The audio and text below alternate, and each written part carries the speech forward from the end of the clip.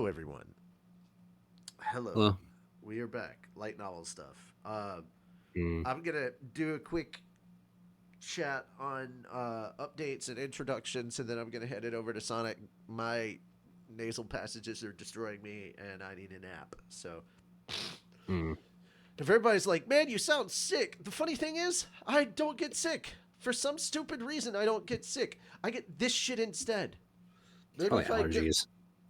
Maybe if my sinuses get fixed, I'll get sick again. Who knows? Um, Mm.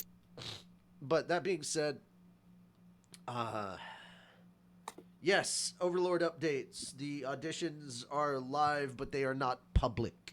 We have a lot of people that we are privately working with and privately contacting. We hope you enjoy it. We actually had people in mind for a lot of different voices, and then we also had voices that we wanted people to audition for. So that being said, it's funny that everybody's calling Ian's Bone Daddy. I didn't know that was a public thing. We just used it, and so everybody, give me your best Bone Daddy. First off, starting with Moon Moon. Moon Moon. I think he went to the bathroom. Did he? I don't think he's come back from the bathroom. That's funny. Yeah, he's not here. That's funny. Okay, well, wow. Missed his chance to impress, man. No. Yeah, Right. he'll be here. I He'll know be he will. here. He'll get here at some point. Shem, Yep. your Hmm. turn. Okay. I'll get here at this okay. point. Yep, there he is.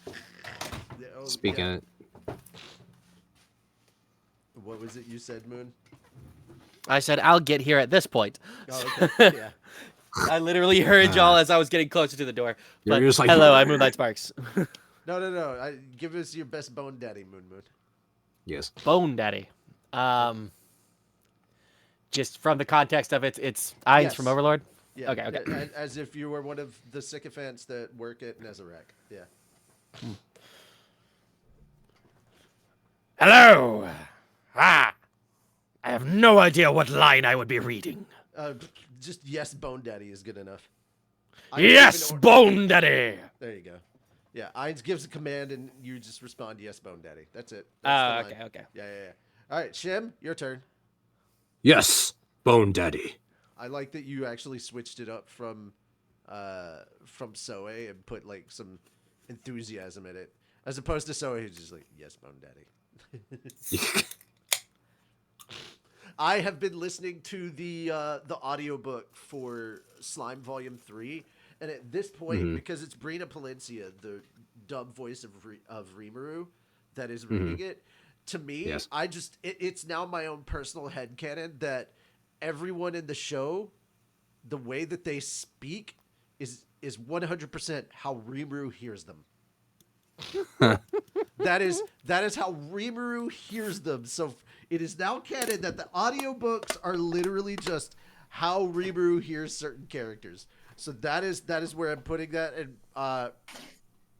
And Brittany Karbowski, if I ever see you, I am telling you that. I am like, that is my personal headcanon. This is how Gabiru sounds to Rimuru. And it's like, oh, Lord Rimuru. And I'm like, is that what Gabiru sounds like to Rimuru? That's fucking hilarious. Because then I'm not judging how they do a character. I'm like, that's hilarious, you know? You know, like from the point of view of Rimuru, it's Oh, like, it gets you got, funnier. Like, it's like the Goku vision of Vegeta. It's like blah Millum? blah blah blah. Millum absolutely sounds like half a Valley Girl. And I think that's hilarious. I'm like, if I look at that from the standpoint of just Rimuru thinking that's how Millum sounds when she talks to him, I'm like, yeah, that checks out. All right, last but not least, Sonic. Need your Bone Daddy. Yes, Bone Daddy. There we go. Yep. All right. I kind of All rushed right. it. So hire all three of them. Cool. There we I'm go. in. Woo.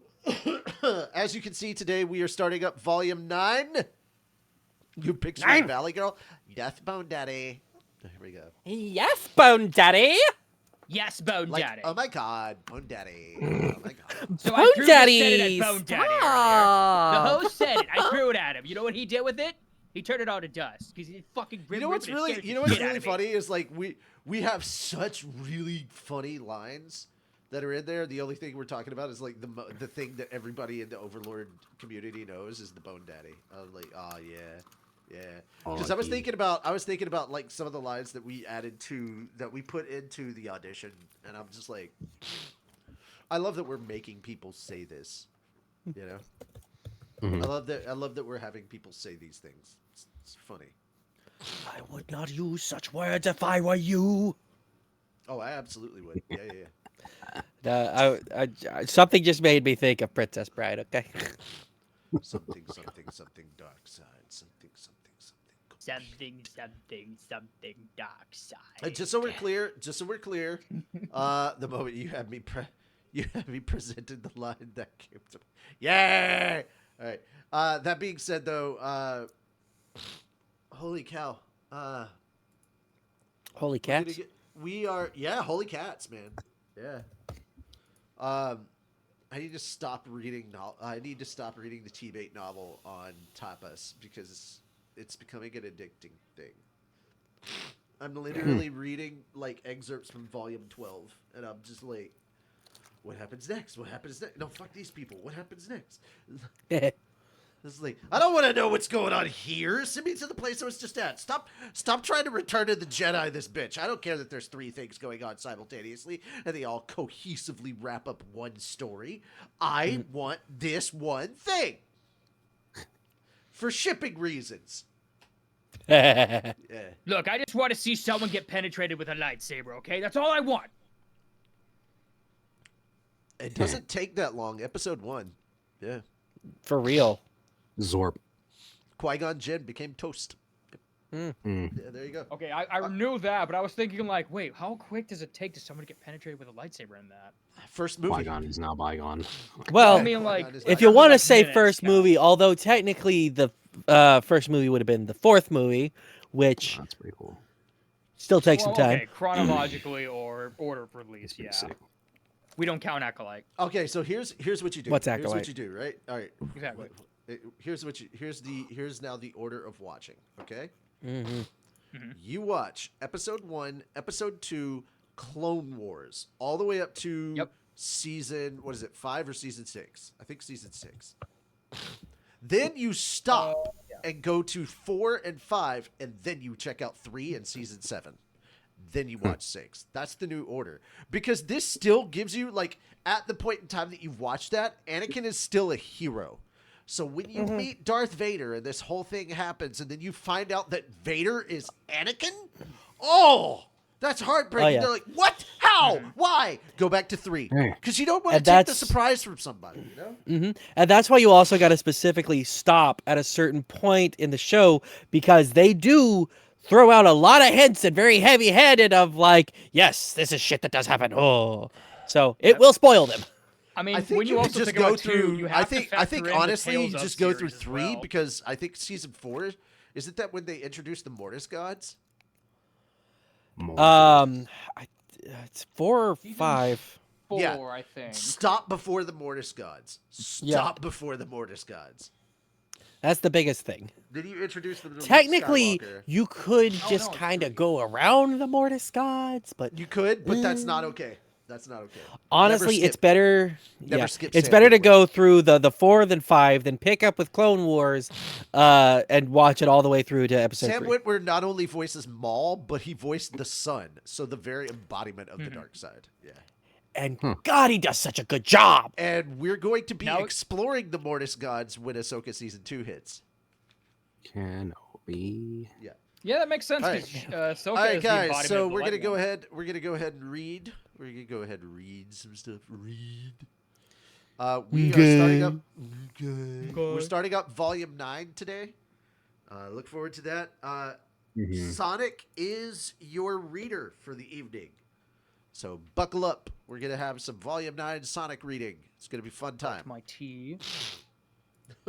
you got your tea. I got my tea, and I'm ready. All right, there we go, guys. Thank you. Take care, and let's get started.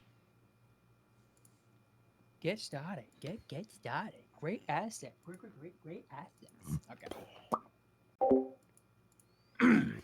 Chapter 1. The Prodigy's Secret, Part 1. Cliff Grimmore, the grandson of the Millis Church's reigning pope, was a highly gifted young man with a particular talent for magic. Unfortunately, Cliff was also hot-tempered, egotistical, and a pompous braggart. As a result, he had no friends whatsoever. Chris was 16 years old at present. In other words, he'd come of age a little more than a year ago. But no one had celebrated that milestone with him. Still, the young man did have his virtues. For all of his boastful talk, he worked very hard to succeed, rather than learning on his natural talents. There were some, at least, who noticed this and respected him for it. Cliff had come to the Renoa University of Magic for a simple reason. He'd gotten mixed up in an ugly power struggle back home, following the attempted assassination of a blessed child near the city of Milchion several years ago. An internal conflict within the Millis Church had grown increasingly intense and violent. Cliff's grandfather, who happened to be the Pope, had shipped him off to the far side of the world for his own safety. Cliff remembered his grandfather's parting words to him perfectly. You have the potential to be a great man someday, Cliff. Don't let yourself grow self-satisfied. Know your flaws and work to overcome them. The young man knew that much was expected of him, and at the time, he found that reasonable enough. He was a prodigy after all. Perhaps not as talented as the brilliant young swordswoman Eris, whom he'd seen defeat a group of trained assassins in a blink of an eye, but a prodigy nonetheless. He'd always believed himself to possess special gifts. The kingdom of Renoa, which Cliff reached following a long and difficult journey, proved to be a harsh land. The food didn't agree with him, the climate was severe, and many of the locals behaved in ways he found strange and off-putting. Still, he trusted that his sheer talent would see him through any challenge. He was a special student, the grandson of the Pope, and the man who would one day take charge of the entire Millis Church. Surely, that meant he had a cut above the rest. Or he was the cut above the rest. To Cliff's surprise, however, he was embarrassed twice in his first year at the university. The first humiliation came at the hands of a young man named Zenoba Sharona. Shirone. No, Sharon. Yeah, Sharon. Sharon. Okay, not Sharona, my bad. I'm thinking female for whatever reason. Mm.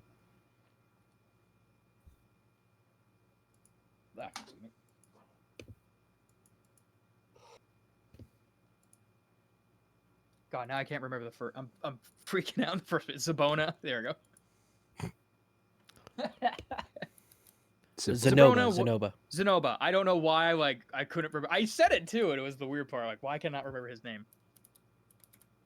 Zabona was a blessed child, bestowed with certain. God damn it. Zaboba. Cheska Saboba. Zaboba was a blessed child, bestowed with certain divine gifts at birth. He was a somewhat unstable individual with a very difficult name to pronounce, at least for me. True, but his physical strength was genuinely astounding. Cliff had once seen Zenoba seize a man 3 times his weight by the head, lift him off the ground, and effortlessly toss him to one side. Despite his fearsome capabilities, Zenoba had enrolled at the University of Magic, where he studied spellcraft like all the others. By Cliff's standard, his progress was painfully slow, but it wasn't like a blessed child had much need of magic. In fact, some scholars theorize that magic had originally been developed by the ancients as a mean to help common people intimidate the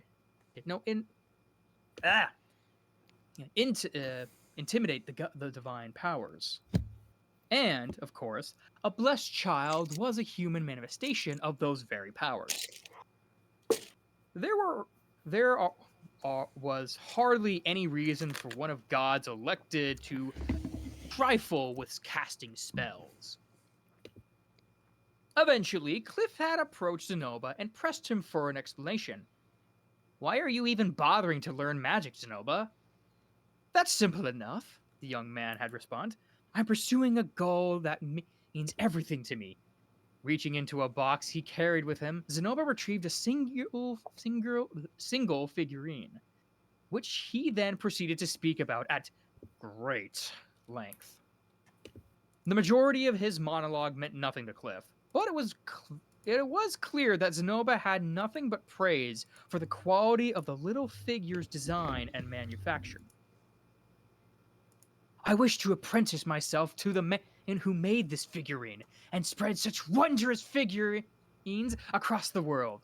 For this to happen, I'll have to learn to make figurines myself. Before I reunited with my master, I must master at least the basic spells necessary for this purpose. I'd be too ashamed to face him otherwise. And of course, I have a few figurines I'm dying to create with my own two hands. The man had a dream. This was something that Cliff himself lacked. He had given up on his own dream some time ago, given his position in the world. There'd be no other choice but to do so. Still, Zenoba too was a person of some importance. As a blessed child, he carried the hopes of his countrymen on his shoulders. Once he returned to Sharon, he would surely have no real leeway to choose his own path in life. And yet, he still clung to some thread of hope, planning for the possibility that someday he might be free. If he ever had the chance, he wouldn't hesitate to choose his own destiny. Such were Cliff's impressions at any rate. They were based on assumptions that were not entirely accurate. He knew nothing of the events that had taken place back in Sharon, or of Zenoba's actual standing there. Still, his interpretation left a deep impression on him. He found himself looking at Zenoba with realist respect, even admiration. Who is this master you keep talking about anyway? He is a magician known as Rudius Greyrat. Cliff found himself at a loss for words. Rudius Greyrat. It was a name he filed away in a dark corner of his mind ever since the day Eris had rejected him. He'd never expect to hear it again in this place, spoken by a man he had come to respect. It was a harsh blow to his ego. My pride! And then Cliff died. The end. Great. Thanks for coming. What are we gonna do for the rest of the stream, guys? No. Okay. The second of Cliff's humiliations came at the hand of two older students. As one might expect, Cliff believed himself to be the single most powerful mage enrolled in the university. There were plenty of people who could overwhelm him in a close-range brawl, of course, but he thought himself clearly superior as a magician at the very least. He was a genius prodigy, while the others were merely students. Even the professors were often no match for his skills. In short, he thought himself essentially invincible. It took all of 2 months for him to be rudely disturbed of that notion. His defeat came at the hands of two beastful girls, said to be among the strongest students in the university. Their names were Lena and Persina. Make sure I'm saying that right. Lena and Persina? Lena and Persona, but like Lena, Persina, that's fine. You're fine. Lena, okay. I figured the Persina was the one I would get wrong, but okay. Persona, whatever, yeah. Yeah, Persina. It's good enough. Yeah. Is anyone really gonna sue me over it? Tomorrow I get a lawsuit thing. Yes. 2, actually. Yeah. Oh, Shem's gonna sue. Oh, shit. Shem's suing me. Ah, great. Mm-hmm. All right. It was hard to say who exactly provoked the fight. It was Cliff. Cliff was a sharp-tongued young man, and he'd spoken to them with open arrogance. Lena and Persina were less aggressive than they once been, but they weren't about to let a cocky first year talk down to them. Cliff didn't even recall exactly what he said to finally set them off, but the fight itself he remembered very clearly. He attempted to cast an advanced spell. Persina had quickly fired off beginner level magic, interrupting his incantation and restricting his movements. Lena then drew in close and beat him black and blue. In the aftermath of this very public defeat, Cliff retreated to his room to cry in solitude. He told himself that it wasn't a fair fight. He'd been outnumbered after all. He hadn't really lost. But a few days later, he learned that another student named Fitz had previously defeated both Lena and Persina in an instant. And that news came as a real shock. There was always someone better out there, obvious as it might sound. Cliff had never learned this lesson personally until now. The fact that he knew so much advanced magic did not in itself make him powerful in combat. This too was something he had just begun to understand. Excuse me. One second. Do what? I had a little burp and then I want to take a sip. Mm. Cliff took all this very hard. Yet, from that day, he redoubled his efforts to improve himself. He was too proud to learn from his professors, let alone from other students. Instead, he tried finding his own way to refine his craft. It proved a struggle, but he kept at it, doggedly seeking to eliminate his weaknesses. In time, however, he entered his second year at the university and received another pair of shocks in quick succession. Now we're going to talk about the shocks. The first shock was the enrollment of Rudius Greyrat. The boy wore shabby gray robes, and uncertainty on his face betrayed a lack of confidence. He was servile and submissive to everyone he met, putting himself down at every opportunity. He also routinely leered at every nearby woman. There was nothing manly or appealing about him whatsoever. He was, in other words, virtually the opposite of what Cliff had pictured when he heard Eris and Zenoba speak of Rudius. Was this really even him? Could it be someone else with the same name? Seemed like a legitimate possibility. But Zenoba acknowledged Rudius as his master, and the boy knew all about Eris as well. And so, Cliff concluded that he simply had to be a fraud.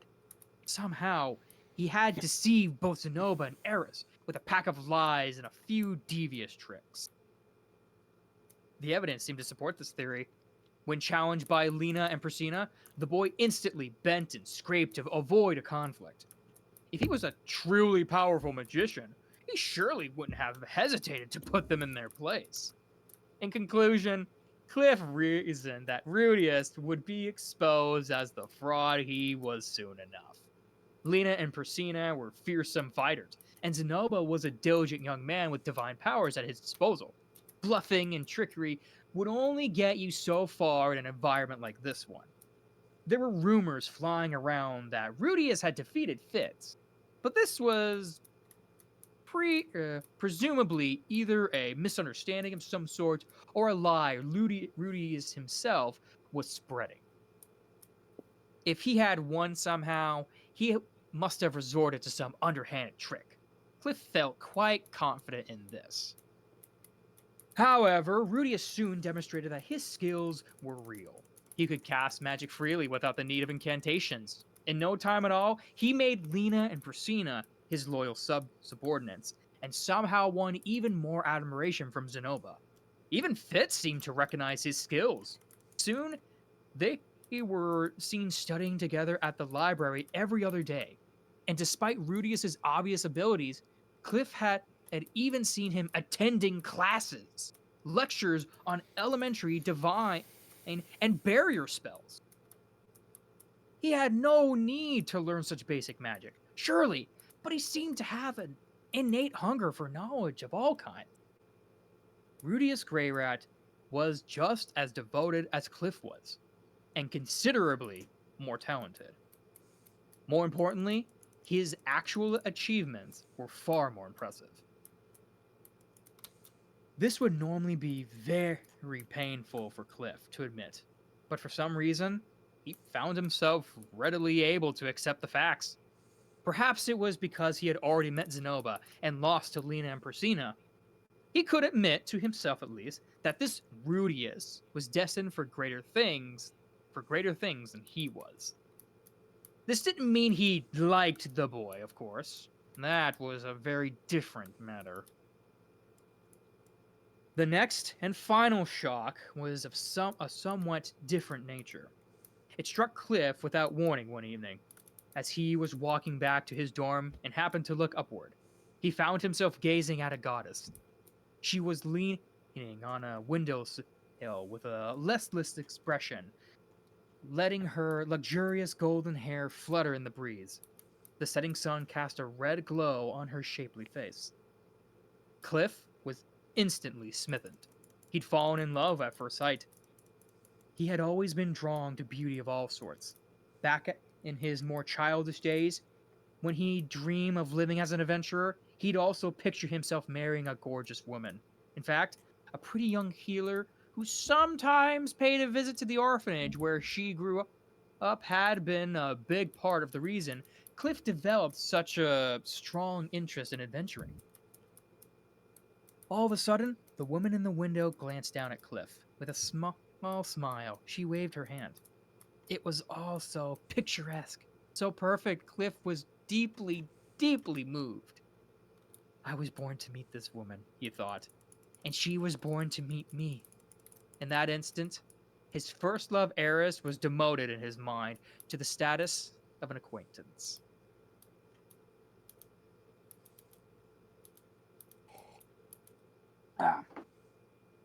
Rudius!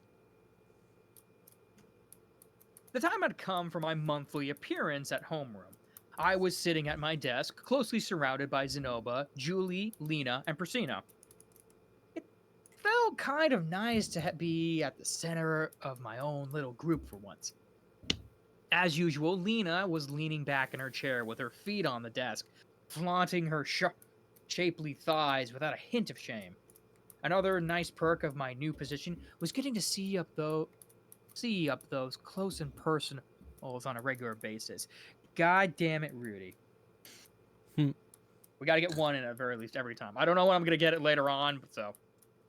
You never stop staring at my legs, boss, said Lena with a teasing smile.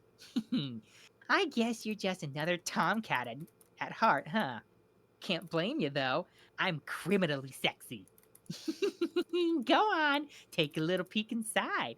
Yeah! Get your hands out of there! I reached under her skirt without hesitation or embarrassment, but groping at her thighs just made her feel empty inside. Nothing made a man more miserable than a frustrated libido. Yeah? Don't look all disappointed. You're the one who decided to grope me. What's so bad about my legs, anyway? To be perfectly honest, I found more pleasure in touching her ears or tail lately. At least petting something fuzzy was relaxing. You're such a moron, Lena, muttered Persina, munching away on a slab of something just outside the range of my hands. That girl never seemed to stop eating meat. Sometimes it was jerky, sometimes it was grilled, and sometimes it was just raw. But she was always eating in some form or another. She herself was a tough, cool-headed girl, but if you waved a little meat in her direction, she'd come trotting over to you with her tail waggling wildly. Her fur was softer than Lena's and felt really nice under your hand. But unlike Lena, she wouldn't let me pet her unless I offered her some food first. On the other hand, if I did bring her some meat, she'd let me do basically anything I wanted. She seemed to have a fairly old-fashioned view about chastity, but I was a little worried someone might take advantage of her. Master, look here, said Denoba. I've made the angle of this ankle worse, haven't I? Let me fix that for you, sir, offered let me fix that for you, sir, offered Julie, looking over at the figurine. I would rather you call me... I would rather you call me Master Julie. Take care to address Rudius as Grandmaster also. Okay, Master. Okay, Master. Our resident prince seemed to be carrying on about the same as ever. Still, it did feel like he'd falling at the bottom of our little group's hierarchy. He'd tag along for my fight with Lena and Priscilla, but I'd basically ended up defeating them single-handedly. Lena had compared him scornfully to a hyena choking around in the shadows of a lion. For his part, though, Zenoba seemed more concerned with his status as my first student. Of course, he was technically the fourth person I taught after Sophie, Eris, and Ghislaine. With Ghislaine, there'd been a mutual exchange of information. So you could probably take her off the list, but that would still leave Zenoba at number 3. When I mentioned this to him, however, he looked so heartbroken that I instantly regretted it. To soften the blow a little, I told him he was my first student when it came to making figurines. Julie, my second figurine making student, always listened intently to Zenoba's lengthy diatribes about his lovely Roxy figure. He communicated enough of his passion to her that she sort of understood what he was talking about. I noticed her growing interest in making figurines of her own on her own initiative. Still, it would be some time before she could discuss the finer points of design and technique the way Zenoba and I did.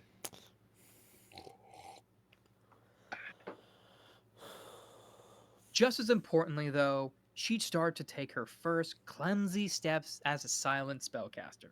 Master Fitz was right on the money when he suggested that learning magic at an early age was the best way to master that skill. I couldn't do it, Grandmaster. That's okay. For all of Julie's progress, she was still young and made many mistakes. This time, the figurines' lanes had come out swollen like water balloons. She didn't have the control necessary to use earth magic precisely on such a small scale. I never got angry or frustrated with her, of course. I encouraged her to keep trying, telling her not to worry about her mistakes. Success never comes easily, and giving up after one failure is a good way to turn yourself into a sulky, shut-in loser. I guess you're not quite ready to be fixing dolls yet, huh? I'm sorry. No matter how kindly I spoke to Julie, there was always fear in her eyes when she looked at me. Apparently, I intimidated her. Yeah. I'm so sleepy. Yeah, it's getting warmer out and all. Hey, boss. We got a great spot for midday naps, you know. How about we show you sometime? Big old picture of everyone kind of just enjoying themselves. Can I do naughty things to you while you sleep, Lena? God damn it, Rudy! Hmm. Do you ever think about anything but sex, boss? Don't be absurd. Figurines are always first in my master's thoughts. Pipe down, Zenoba. No one asked you. But I... Put a sock in it. How about you go buy us some meat? Ain't much time till the teacher gets here. Meow. Guess he better run then. Master Zenoba. Master Zenoba. Oh, sorry. Master Zenoba, I can go instead. I'm not going to let a little girl run errands for... Oh, I'm not going to let... I'm not... It's hard. I can't quite tell who's doing this. I'm not going to let a little girl run errands for you. Why don't I go instead? Mew? Don't be stupid, boss. I'd rather go myself. Oh, yeah? Well, knock yourself out then. Meow! The 5 of us were chatting pretty loudly. I'd imagine it was pretty annoying. We weren't the only people in this room, after all. There was one other student in the classroom, namely Cliff Grimmore, who had been studying all by himself up front during our entire conversation. All of a sudden, he jumped to his feet and turned back at us, his shoulders trembling with fury. Will you people shut up? I can't concentrate. If you're just gonna go and to play around, go back to where you came from and do it there. I'd immediately shut my mouth, Zenoba also stopped chattering and returned to quietly instructing Julie. Our two ex-delinquents, however, chose to interpret Cliff's outburst as a challenge. Who do you think you're mouthing off to, kid?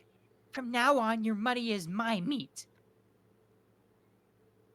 You might expect them to be a little more hesitant to pick a fight, given that I'd beaten them solidly.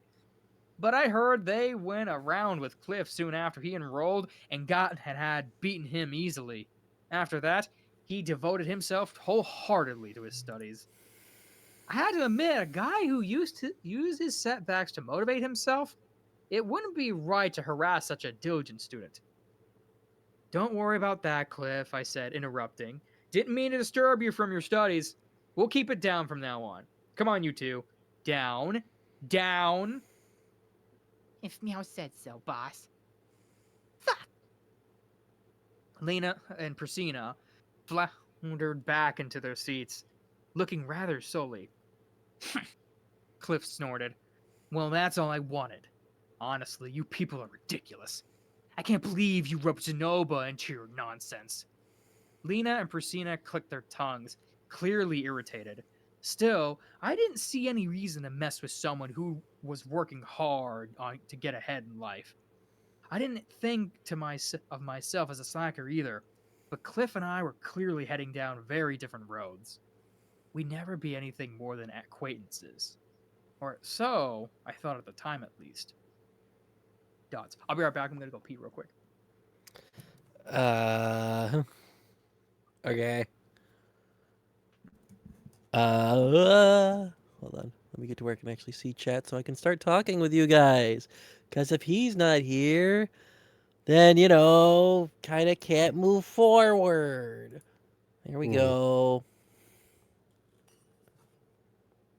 All right, so hi, guys. Hey, Goat, how's it going? Yeah, I didn't have the chat up earlier just because, I don't know, just didn't feel like pulling it up, so. It's okay. Yeah. Bah, yeah, I feel the same, dude. I feel the same. Hmm. Oh, I gotta fix my fucking hair. Can't hear things. Hold on. Yeah, I saw you guys were There we recording go. some stuff yesterday, so that was pretty cool. What happened yesterday? Sorry. I'm back. Oh, I saw you guys were recording something yesterday. I thought that was pretty cool. Hmm? I think you guys were recording some stuff yesterday or working on something. Yesterday? Yeah. Oh, were you talking about when we you saw were us in the call? The chat. Yeah. Yeah.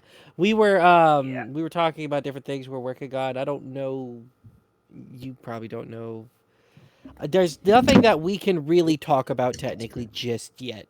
Just know that we are working on some projects and that might potentially become something. We're prototyping okay, some gotcha. ideas. That's basically it, yeah. Gotcha. Okay.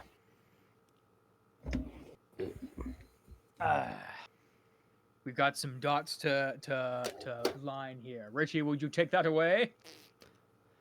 He's still asleep. Yeah, he's Good not here. job. He's EP.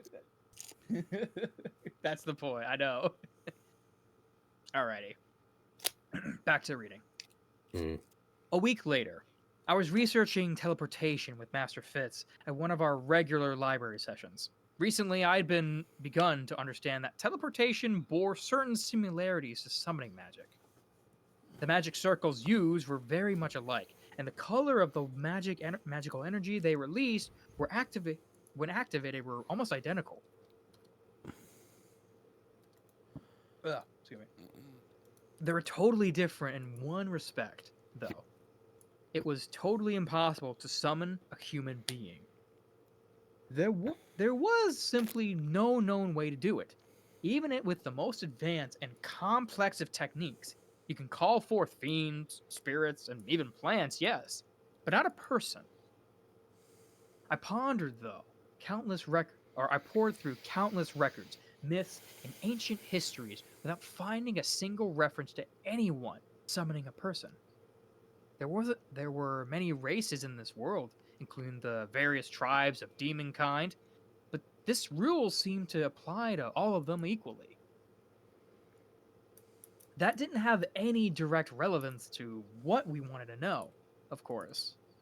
But maybe it wasn't a meaningless insight. But there was something about it that nagged at me. You couldn't summon a fresh body or flesh and blood person, fair enough. But what about their soul? I didn't voice these thoughts, but I did file them away quietly.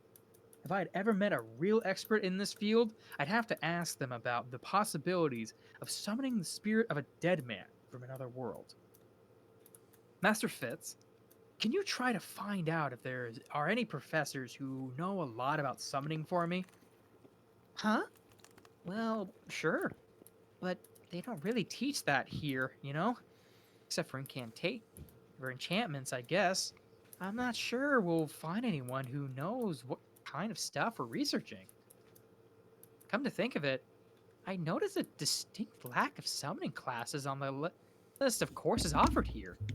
Although enchantment, it was technically a subcategory from the sound of things. Had I read something about that in one of my textbooks? Well, it can't hurt to poke around and see what you find at least. To be honest, a small seed of uncertainty was growing inside of me at this point. I didn't let it show, of course. I was probably mistaken. The displacement incident had occurred when I was 10, a whole decade after I was reincarnated in this world. Surely those two things weren't connected. 10 years had passed without anything happening after all. With a hint of anxiety still lingering in my mind, I left the library and headed for my dorm by the light of the setting sun. The latest snowfall had mostly melted away. Patches of red-brown earth were visible across the courtyard, and the paved stone path was clear. As I followed it towards my destination, I heard a shout somewhere nearby. Get back here, you little shit! You think we're gonna let you cast a spell? In the next instant, a young man burst out from behind a school building, followed by a group of 6 older men who were obviously chasing him. The young man was trying to gain enough distance from his pursuers to cast an advanced spell, but they kept interrupting his incantation.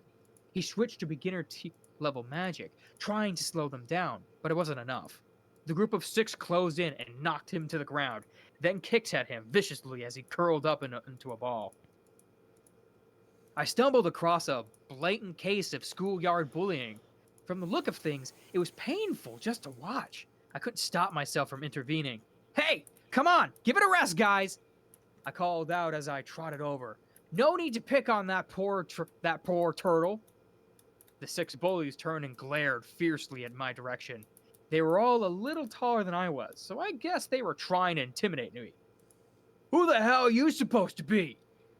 After a moment, though, one of them recognized me. Hey, that's Quagmire! Who else but Quagmire? He's Quagmire? Quagmire. He's Quagmire. Quagmire! Giggity, giggity, goo. Yeah, imagine if that was like all he says. Giggity, That would be so giggity, funny. goo. And they all just flee. Like, oh shit, run! Yeah, that'd be funny. He doesn't say like, he just says like, giggity, giggity, goo. Like, very intimidating. Mhm. Like, it's like, oh shit, run! Quagmire? Wait, you made Rudius? That Rudius? The guy who locked Lena and Priscilla in a room and trained them? I'm sorry. And trained them? Now, that wasn't any training. There wasn't any training involved, I assure you. That story's a load of bull. But I saw Priscilla wag her tail and call him boss. She wags her tail for anyone who gives her meat. But they do what he tells them now, right? Yeah, I saw them in class with that writing on their faces. What did it say again? We are Rudius's love slaves, right? Well, I don't remember exactly how it went. Damn, he did beat them up and enslave them? They're Dolia princesses, man! The guy doesn't even think about the consequences. After loudly whispering they were whispering? Oh. After loudly whispering these highly inaccurate rumors, the group of bullies swallowed in unison and stared at me in some awe. They looked at each other in the face, nodded, and then turned their attention to the boy lying at their feet. All right, kid, we'll let you off the hook for today.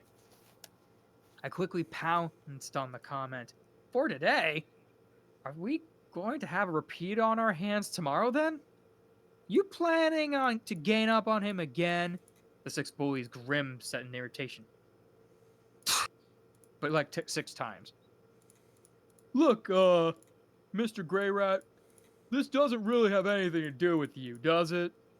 Guys like this love trotting out that line. Yes, this wasn't any of my business. I knew that before I stuck my nose into it. I don't know what happened, but 6-on-1 just isn't a fair fight. The group exchanged looks, then shook their heads. They were evidently pretty good friends, judging from their ability to communicate silently. Okay, fine. Leave the kid alone, said one of the group. But just so you know, it's not like he's the victim here. With that, he turned and walked off, heading behind the building. The other 5 followed. Maybe they had a little base of operations set up back there or something. Once they disappeared, I let out a small sigh of relief. It wasn't easy keeping cool when 6 people were glaring at me like that. I'd work out some strategies for fighting when I was outnumbered, but it still took some effort to keep myself from turning tail. I was fine staring someone down one-on-one at this point, though. Hey, you alright? I walked over to the bullied boy as he struggled to his feet. He brushed the dust off his clothes, quickly muttering the incantation for a healing spell. In this place, even the kids who got picked on were apparently competent magicians. The boy turned to face me.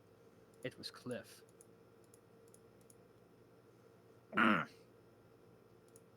Honestly, most of my interactions with this guy had been pretty unpleasant. Whenever we bumped into each other, he was openly hostile towards me.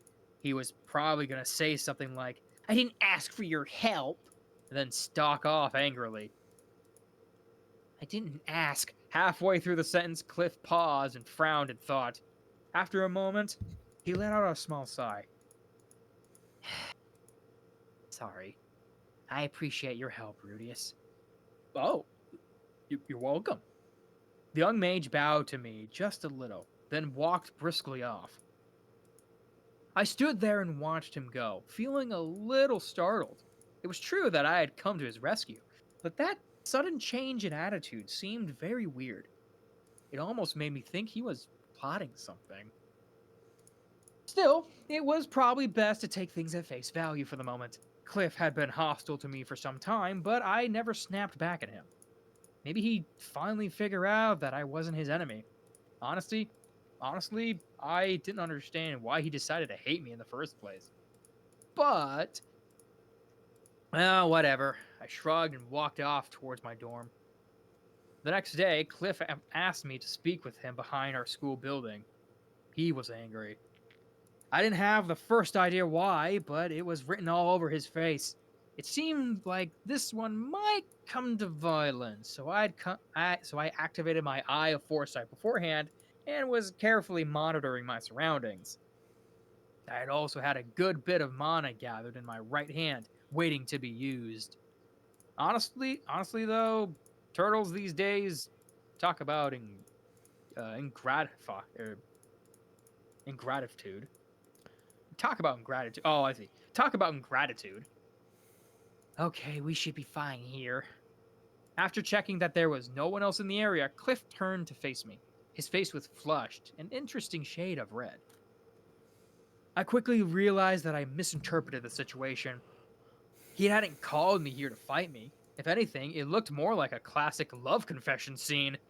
This was a little awkward.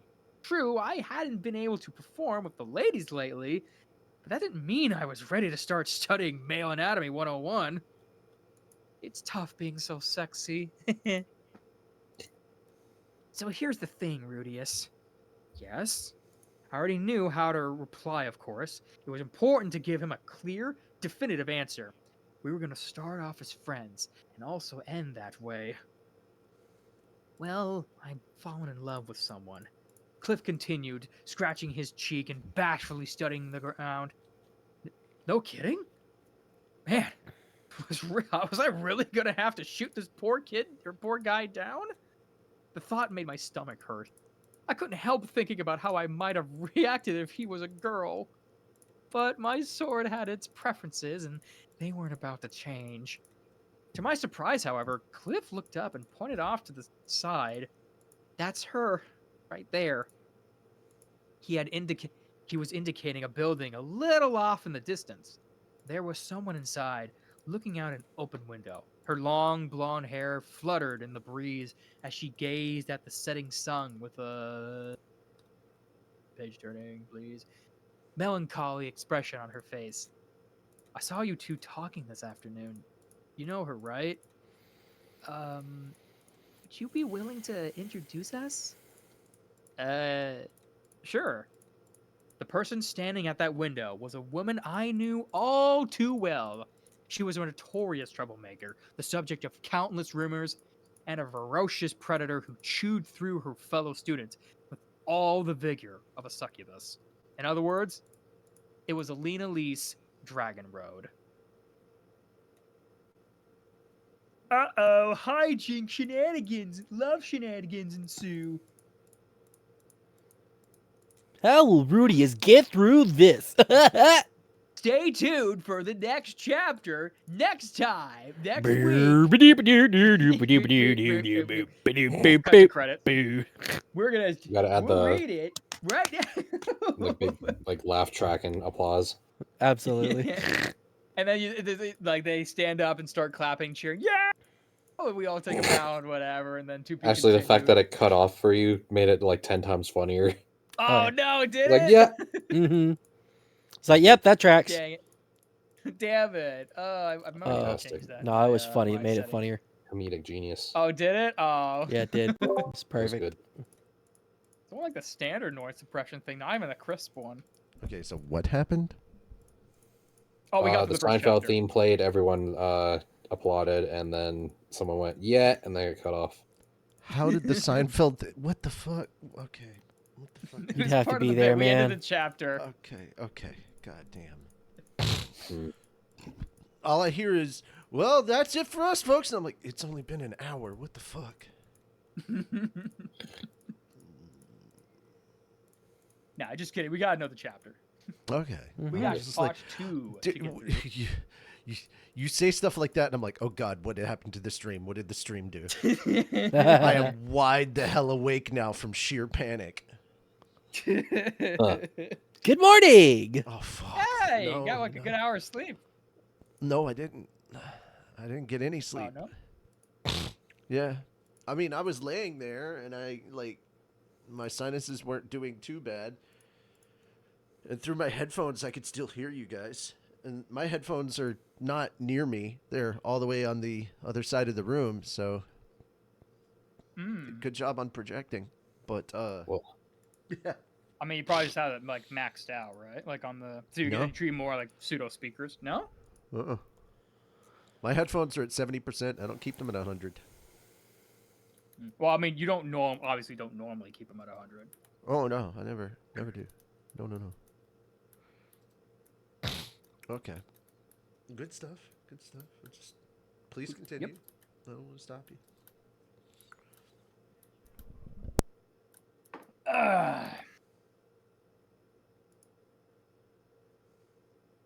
Hi there, Rudius Greyrat speaking. So here's my problem. Just the other day, my classmate Cliff Grimoire confided in me about his love for Alina Lease, and asked if I could introduce them. Fair enough, right? I do know Alina Lease relatively well. She was a member of the party that my parents belonged to, and we came to this city together. Also, I don't know much about how romance works in this world, but Cliff's obviously smitten and wants very badly to express his feelings. I like to help him out if I can. I mean that, really. But let's remember what we've learned about Alina Lee so far. Let's take a page down his memory lane, shall we? Alina Lee's Dragon Road is an S-rank adventurer, a frontline fighter warrior, and a first-year student at the Renoa University of Magic. Her age is unclear. To my surprise, she's proven to be a diligent student and earns excellent grades. Lately, she started to uh, integrate some beginner level water spells into her combat style. Most of her old adventuring acquaintances seem to hate her guts, but she's a highly skilled combatant, a kind hearted person, and a monster in the sack. Right. Therein lies the issue. Alina Elise is affected with a specific curse. It forces her to procure a regular dose of male bodily fluids. Because of this, she avoids settling down with any one specific man, preferably to get by on a steady diet of one night stands and casual flings. She says she's given birth to multiple children as well, although she's never told me much about where they are now. To be honest, I used to wonder if she just abandoned them by the roadside or sold them off to slave traders. But she later explains that she raised them herself until they're ready to be independent, whatever that means. It's apparently relatively rare for her to go pregnant anyway. Let's get back to the main point here, though. Is it really a good idea for me to introduce this woman to Cliff as a potential romantic partner? He's obviously had no idea that Alina Elise is anything like this. Just listening to him talk about her makes me want to groan in despair. That vision of chaste beauty in the wind was named Alina Elise Dragon Road, correct? A strong and lovely name, well suited to its bearer. I've heard she's an excellent student, but that's hardly a surprise. And since she was an adventurer until recently, she knows how to use magic effectively in real combat. Until this bit, the only thing she made me want to roll my eyes was the whole vision of chaste beauty in the window thing. For Alina Lees, a window is just a convenient place to place her hands while offering her rear end to someone else. But Cliff clearly doesn't believe that his goddess is even sexually active. There are scrutinous rumors circulating about her taking countless male students to her as her lovers. I imagine some jealous rivals of hers had been spreading this slander for some time now. That is interpreted. Oh, excuse me. That was his interpretation of the situation, and he's sticking to it firmly. That fight he got into the other day was a direct result of this, actually. Those 6 students were bantering on about Lena Lees, calling her a slut who put out for anyone who asked, and encouraging each other to take a turn. Cliff overheard this and got very upset.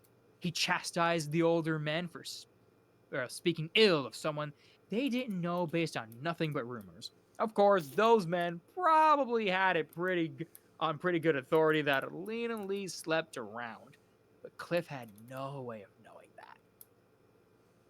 All 6 of them were upperclassmen with some muscle on their bodies. They were all also borderline delinquents who didn't like being lectured by some scrawny little pipsqueak. One of them harshly snapped back at him. Look, man, I know someone who did her with 2 other guys the other day. Like, all at once.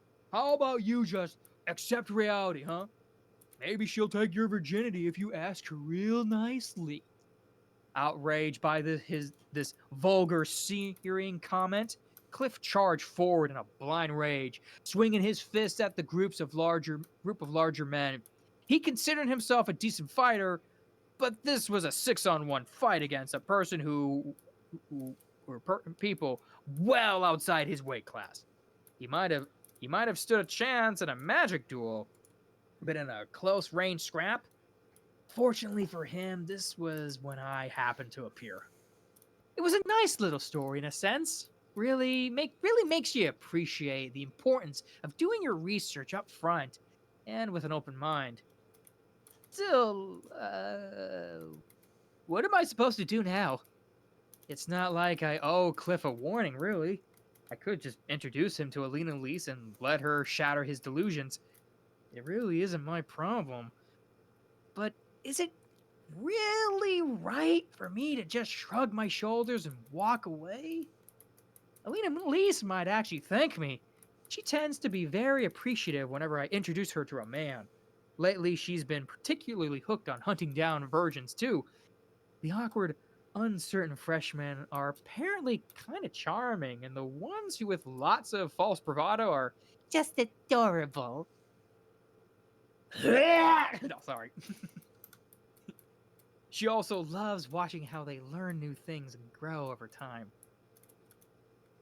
I guess I can understand the appeal. I played plenty of porn games with a training theme back in the day. Not to jump to any assumptions, but Cliff was almost certainly a virgin. Eileen and Lise would probably be all too happy to pull him into bed. What about Cliff, though? He's operating with a serious, inaccurate image of Alina and Lise. If they started dating, he'll realize this truth soon enough. What if he blames me? What if he decides I set him up to get hurt? From my perspective, he's got no one but himself to blame, no matter what. But if I just introduce them knowing what I know, I feel like I might be at least slightly responsible for the consequences. Refusing him outright doesn't seem like a great option either, though Cliff might draw some ridiculous conclusion from that. He might even decide that I'm a rival for Lena Lisa's love. Honestly, I wouldn't mind having a fling with a woman like that if my illness was ever cured, but I'm definitely not pursuing her. And I'm definitely don't want him thinking that I am. What the heck am I supposed to do here? Chat, what do I do? I don't know, I'm having fun with this one. This was a fun chapter so far. I couldn't think of any clever solutions to my dilemma. I was hoping to get your advice on something now. Oh, sorry, this is Rias. I was hoping to get your advice on something, Master Fitz, if you don't mind. And so, during one of our regular after-school library visits, I turned to my trusty friend Fitz. Oh, okay. Well, what kind of advice? Well, I guess it's a relationship thing, actually. What? Fitz spun around and leaned over the table. That was something like a grimace. There's something like a grimace on his face. Are you in love with someone, Rudius? I was a little surprised by how interested he was. Despite his large, dark sunglasses, I felt like I could see his heart gleaming with curiosity. Maybe it wasn't that strange, though. Most people Fitz's age were relatively interested in romance. No, this is about a friend of mine. A friend? That's right. Okay. Go ahead then. You see, basically, this friend of mine fell deeply in love with someone at first sight. And At first sight? And you're coming to me? Wait, don't tell me it's Princess Ariel. That won't work, Rudius. I mean, I know she's really pretty, but Fitz seemed kind of flustered about this, for whatever reason. People probably fell hell over heels for the princess on a regular basis. As her bodyguard, it made sense that he'd want to discourage that. Don't worry, Princess Ariel isn't involved. oh, okay. Well, that's good. Actually, I know this person my friend fell in love with, and they have some issues that make me reluctant to introduce them to my friend as a romantic option. I'm not sure if I should go ahead with this or not. There was a peculiar expression on Fritz's face now. He had one hand on his mouth and watched me intently from behind his sunglasses. Does your friend know about this woman's issues? No, I'm pretty sure he doesn't. Did I say it was a woman? Maybe the Princess Ariel thing had just gotten Fitz thinking along those lines. It didn't really matter since Alina Elise really was a woman, but wait, did he still think this was about me? Sorry to repeat myself, but the friend in the story isn't me. I'm only saying this because I trust you, but it's Cliff from the special class. Oh, really? Sorry, I guess I got the wrong idea.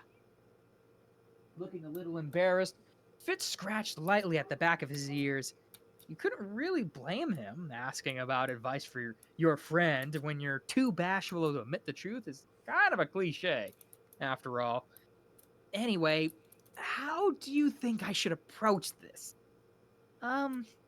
Well, I guess you should probably tell him about the women's issues, right?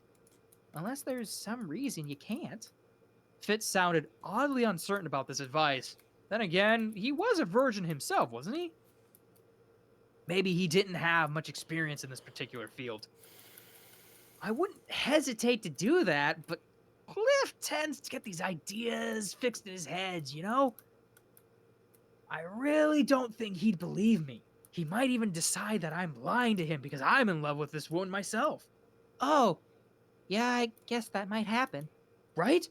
So, I was thinking, I might not be the best messenger to deliver this news, maybe. This was actually helping a little. My thoughts were starting to come together. Maybe I could have a girl deliver the news. Someone Cliff trusts?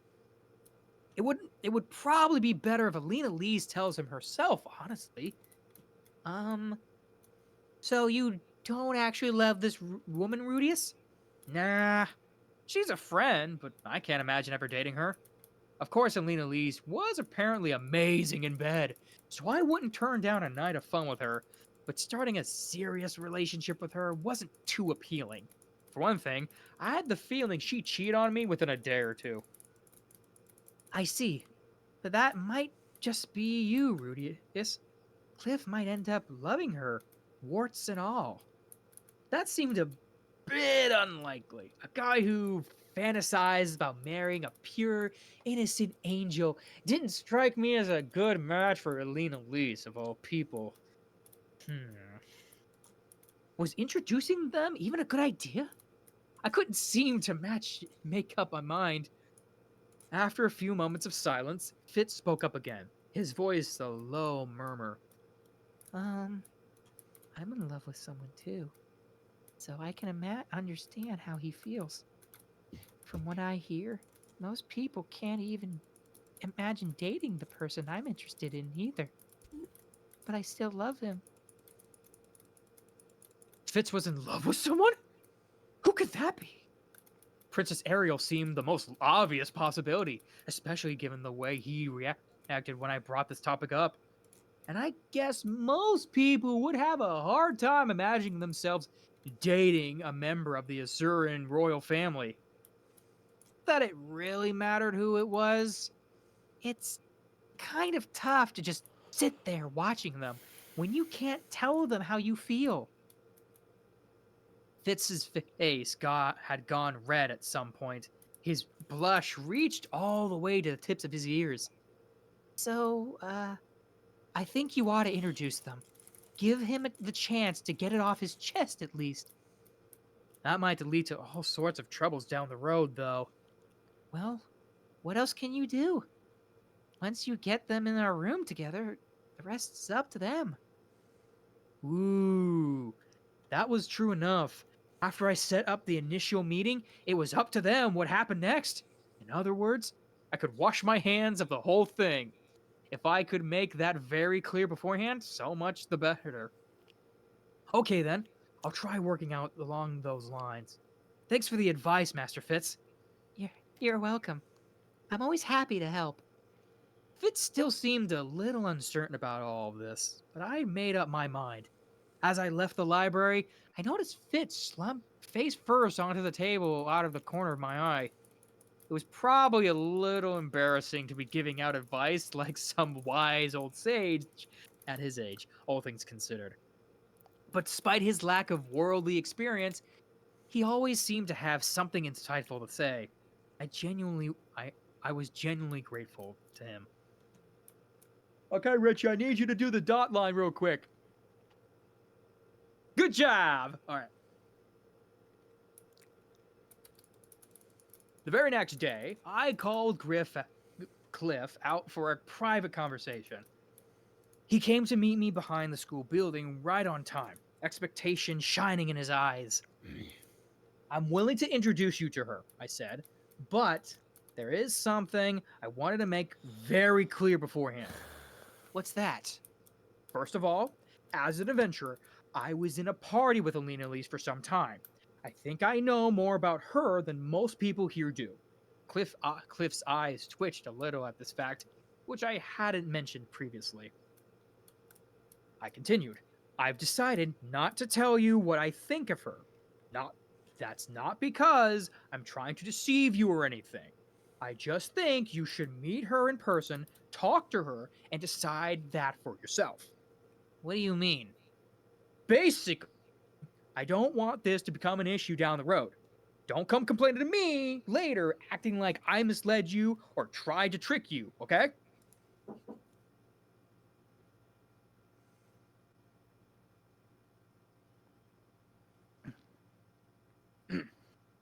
Hopefully, this would offer me some insurance if things really went bad. It also acted as a hint that he might run into some problems here. I wouldn't do a thing like that. I'm a faithful member of the Millis Church, Rudius. We show matchmakers the proper respect. Interesting. Do they think of setting people up as a virtuous deed? I wasn't a believer myself, so the reference was kind of lost on me. Help me out here, God. Well, I don't believe in the belong to the Mills Church, so I don't know what you expect your matchmakers. Just don't come yelling to me if I do it wrong. Come on, I wouldn't do that. Okay then. Just remember, you're doing this on your own risk, okay? Cliff nodded impatiently. I'm perfectly prepared for her to reject me. That wasn't really the worst case scenario I had in mind, but okay. We found Alina Lise all alone in an empty classroom. She was leaning over with her elbows resting on the windowsill, but for once there wasn't someone naked standing right behind her. She was just looking out the window, evidently lost in thought. I knew what was on her mind, of course. She was waiting impatiently for the sun to finish setting. Once night fell, the bars out in town would open their doors, and inside those bars, she'd find lots of men ready and willing to have some fun. That was the only sort of thing she'd ever thought about. Still, from the perspective of someone who didn't know any better, I guess she would have looked like an angel.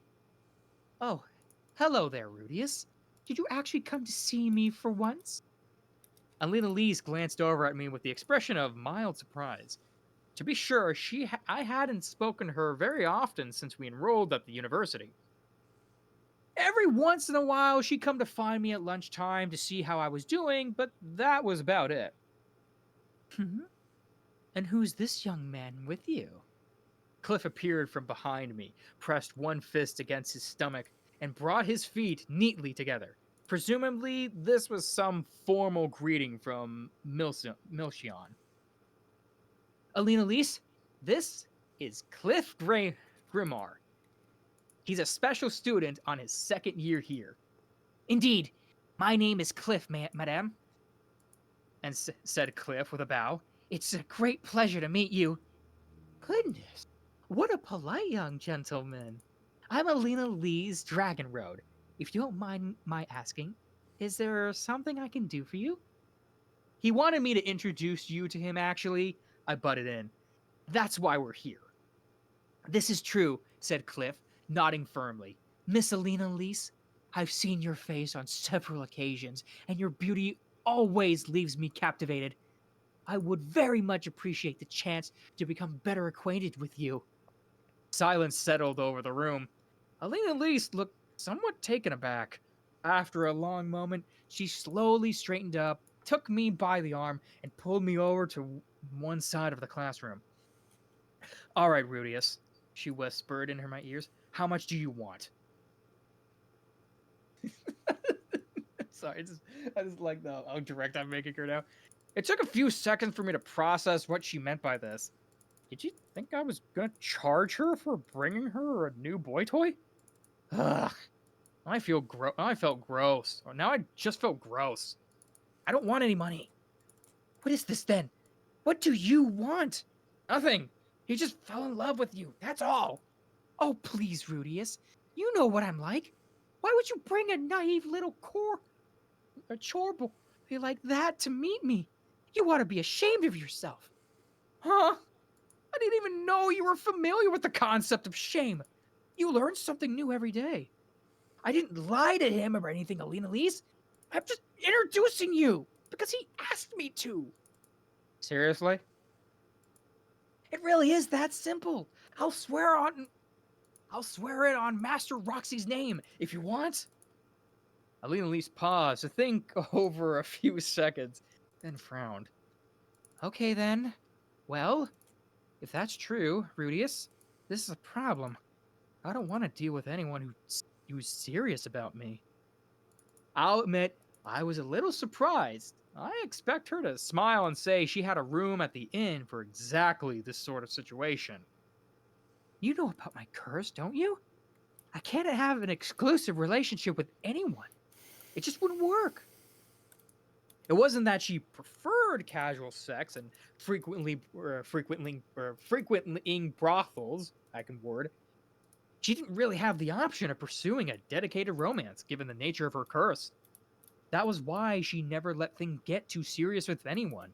She had explained this all to me before, hadn't she? She put more thought into this than I'd given her credit for. It sounded like Cliff was probably gonna leave disappointed. That's a shame. Go ahead and turn him down then. Are you sure? Isn't he going to resent you if I do? It's fine. Not like I had to worry about my reputation so much anymore. If he went right back to hating me, I could live with that. Still, I added, try to tell him the truth if you can. Don't use me as an excuse or anything. All right then, if you say so. Appreciate it. With our little conference at an end, Alina Lise turned back to Cliff. She was taller by a few inches. Cliff was a bit on the short side, really. They would have made a slightly unusual couple. Not that it would really have mattered. If they'd hit it off, it was just starting to hurt just being in the room. Rudius, said Alina Lise, I think you ought to give us some privacy. Right, of course. Pardon me. I walked off promptly towards the exit. I couldn't help feeling sorry for Cliff.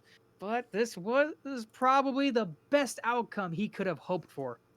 Alina Lisa's curse was the biggest obstacle, but she liked playing around at this point, and Cliff was a prior member of the Militist Church, which preferred things boring and monoglamorous. There were basically oil and water from the start.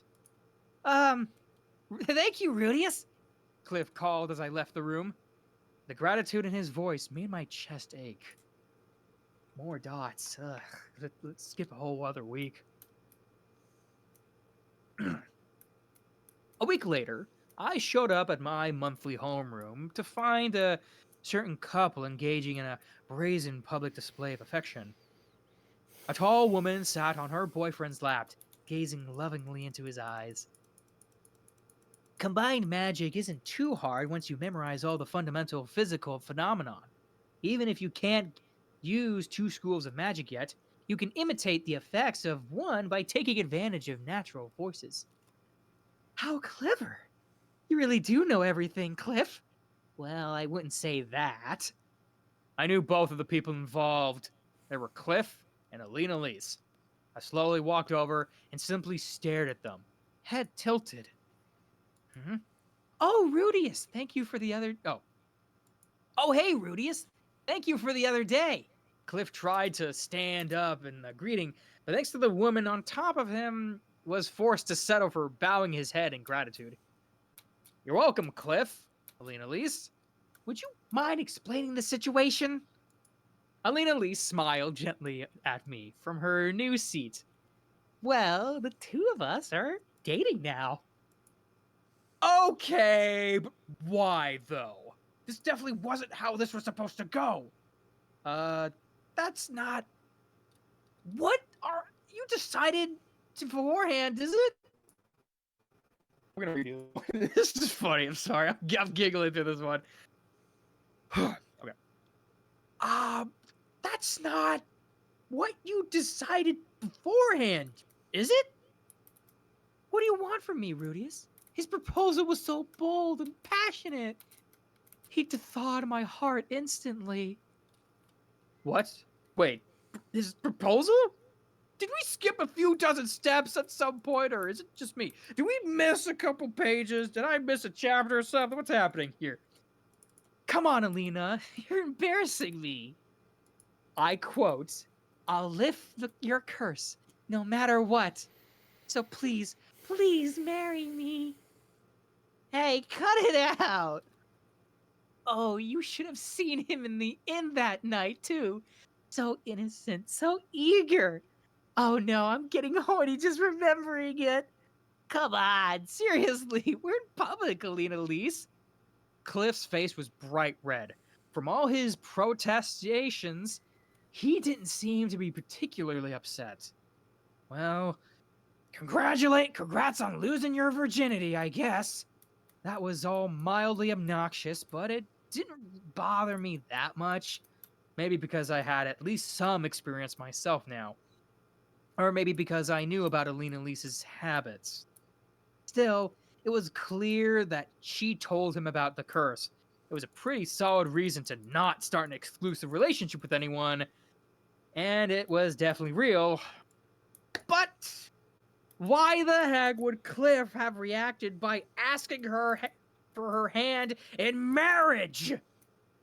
From now on, I'll be restraining myself as much as I possibly can, for Cliff's sake, of course.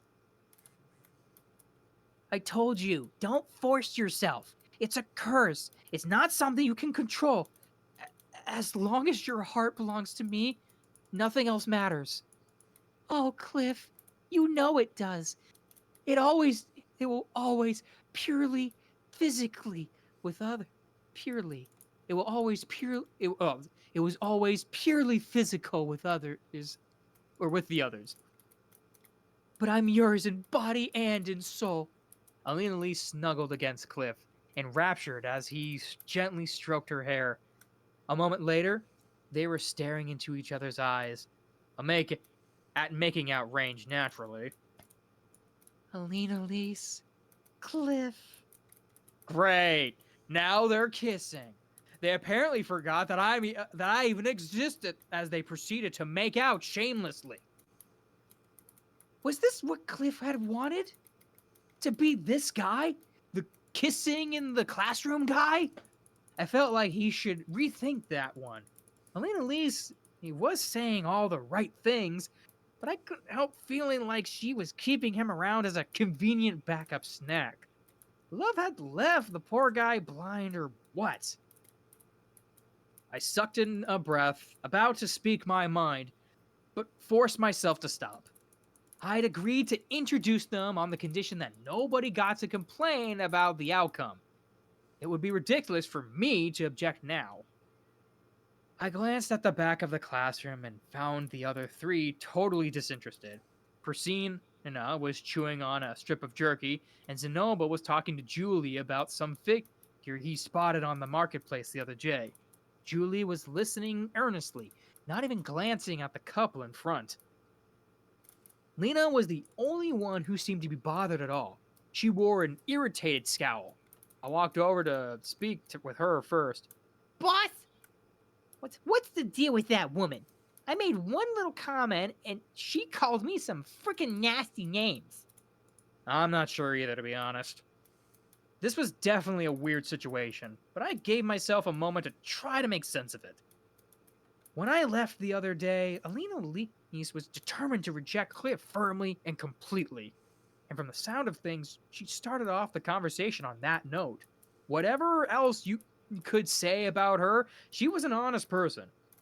She'd probably give Cliff all the details about her curse and explained that the rumors about her were in fact true. And yet, he responded by proposing to her, by vowing to lift her curse and asking for her hand in marriage. He apparently won her over somehow. I had no idea how this and had even popped into Cliff's head. His thought process here was seriously a mystery. If I looked at it from Alina Lisa's perspective, though, this young man had promised to devote his life to her and to helping her escape her curse. If someone just threw a fastball like that at you out of nowhere, might it actually work? Would you really fall in love with them just like that? I could see that line hitting hard fast. Or I could see that, that line hitting hard fast, at least. This curse had affected Alina Lise for many, many years. There was no telling if Cliff could really lift it, but he'd promised to do his best to make that happen. That probably meant a lot to her. Even if she mostly enjoyed her nightly escapades, the curse had probably caused her plenty of sadness and pain. Maybe it really was that simple. Maybe his promises were enough to win her over. But there was more to it than that, right? Cliff had showed her some real bravery and passion. Hey, boss. Got a great idea. What is it, Alina? We should start dating too, Mew. Let's give those dorks a taste of their own medicine. This was clearly not an idea Alina had given any serious thought to. But I found myself tempted to try a small experiment. I might be willing to give it a shot, I said slowly. Tell me something, though. If I took you up on that, would you help me find a cure for my impotence? Huh? Said Lena. And everyone else in the room, except for Alina Lise. Every head turned in my direction. 5 very confused-looking people stared at me in silence for a very long time. What? Would it be that weird for me to date Lena? Boss? Did you, overhear us earlier or something? Asked Lena, her voice hesitant and nervous. What are you talking about, What are you talking about? Well, lunch, me and Persina were talking about the way you tied us up and stripped us down. But didn't even mate with us, you know? Mew, we were saying that your sausage probs don't even work right. Little jerks. I ought to teach them both a lesson. When I glared over at Persina, she averted her eyes immediately. We weren't making fun of you or nothing, boss. It's just, you didn't smell that interested when you were touching us, you know? We sort of figured there might be something wrong. All of a sudden, everyone in the classroom was looking at me with pity instead of confusion. Apparently, they reacted to the impotence thing, not the part about me dating Alina. Was a little erectile dysfunction really that unusual around here? We weren't gonna spread it around. We weren't gonna spread it around, boss. Honest. Lena's the one who made the sausage joke. She's a moron sometimes. Shut up, Persina! You said that he's just a harmless wimp who doesn't have the guts to make a move on us. That was a compliment, stupid! Yeah? I shook my head as the two of them broke into their usual back and forth and walked over to take my seat. It's fine, really. I'm not even trying to keep it a secret or anything. Yeah, who cares of your impotent boss? It's not like we're gonna think any less of you, Mew. Right. You might be impotent, but you're still the boss. Great, very touching. Could you stop repeating the word impotent now? It's starting to get to me a little. Maybe I should have kept this a secret after all. There's no need to let this get to you, Master, said Zenoba thumping up me on the shoulder. We have our figurines! Let us live for their sake! Julia tilted her head uncertainly.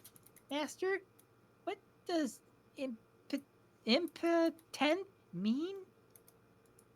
Well, I suppose it means you can't perform the role expected of a man. But it's hardly important. It has no relevance on the creation of figurines. Was Inoba actually trying to cheer me up? I could tell he was choosing his words very carefully. And here I thought you were just a total And here I thought you were just a total perv, boss. I guess you were just searching for a cure to your condition, huh? Brings a tear to my eye, it does, mew. Meow. I'll help out. Okay, let's see. Making sure. Okay. I'll help out in any way I can, boss. As long as you give me some meat first. The cat and dog also offered some forced expressions of sympathy. It wasn't doing much for me, though. I definitely wasn't falling in love with them, at least. For what it's worth, Rudius, I learned how to fear confessions as part of my training. They say I don't have much talent in that area, but maybe I could talk thing through with you, at least. Let me know if you ever need someone to lend an ear, okay? On the other hand, Cliff's words seemed warm and genuine. Now, this was the sort of thing that could win a man's heart. Too bad I wasn't gay. I could kind of understand how Alina Lees must have felt the other day, though. So anyway, Cliff and Alina Lees were now officially dating. I had a hard time believing that Alina Lees could be able to resist the urge to sleep around, and I was positive that Cliff wouldn't be able to put up with her for that long. It was all good for now, but the relationship was obviously going to fall apart eventually. Not that I was going to say so, of course. On a different note, the other special students were now aware of my condition. The conversation had been extremely awkward, but at least they'd offer me their cooperation.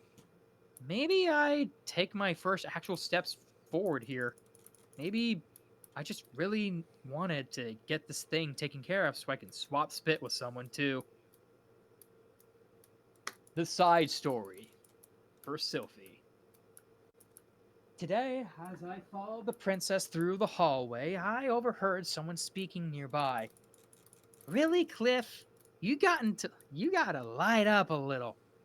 Look, I understand the nature of your. Oh, okay. Really, Cliff, you gotta lighten up a little.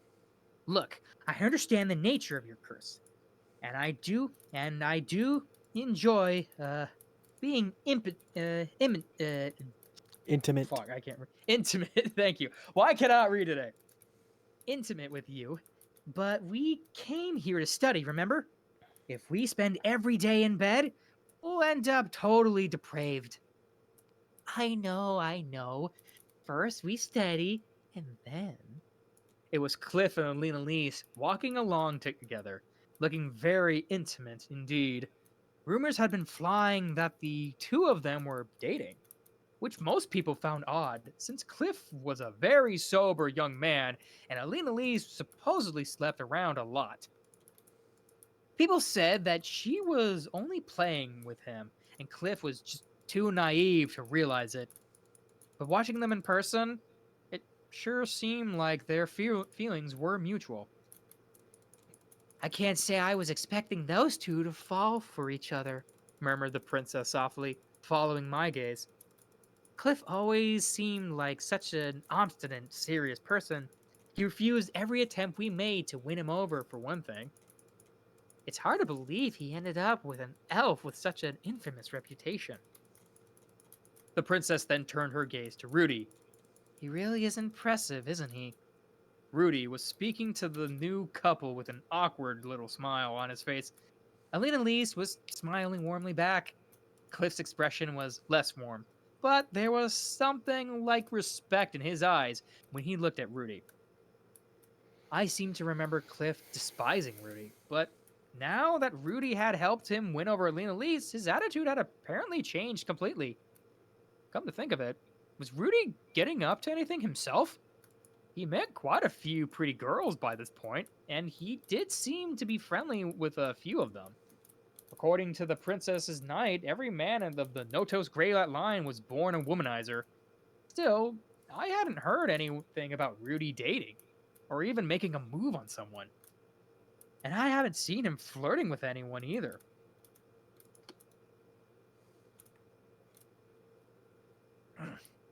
It was hard to think he wouldn't be interested in that sort of thing, though. That was the weird part.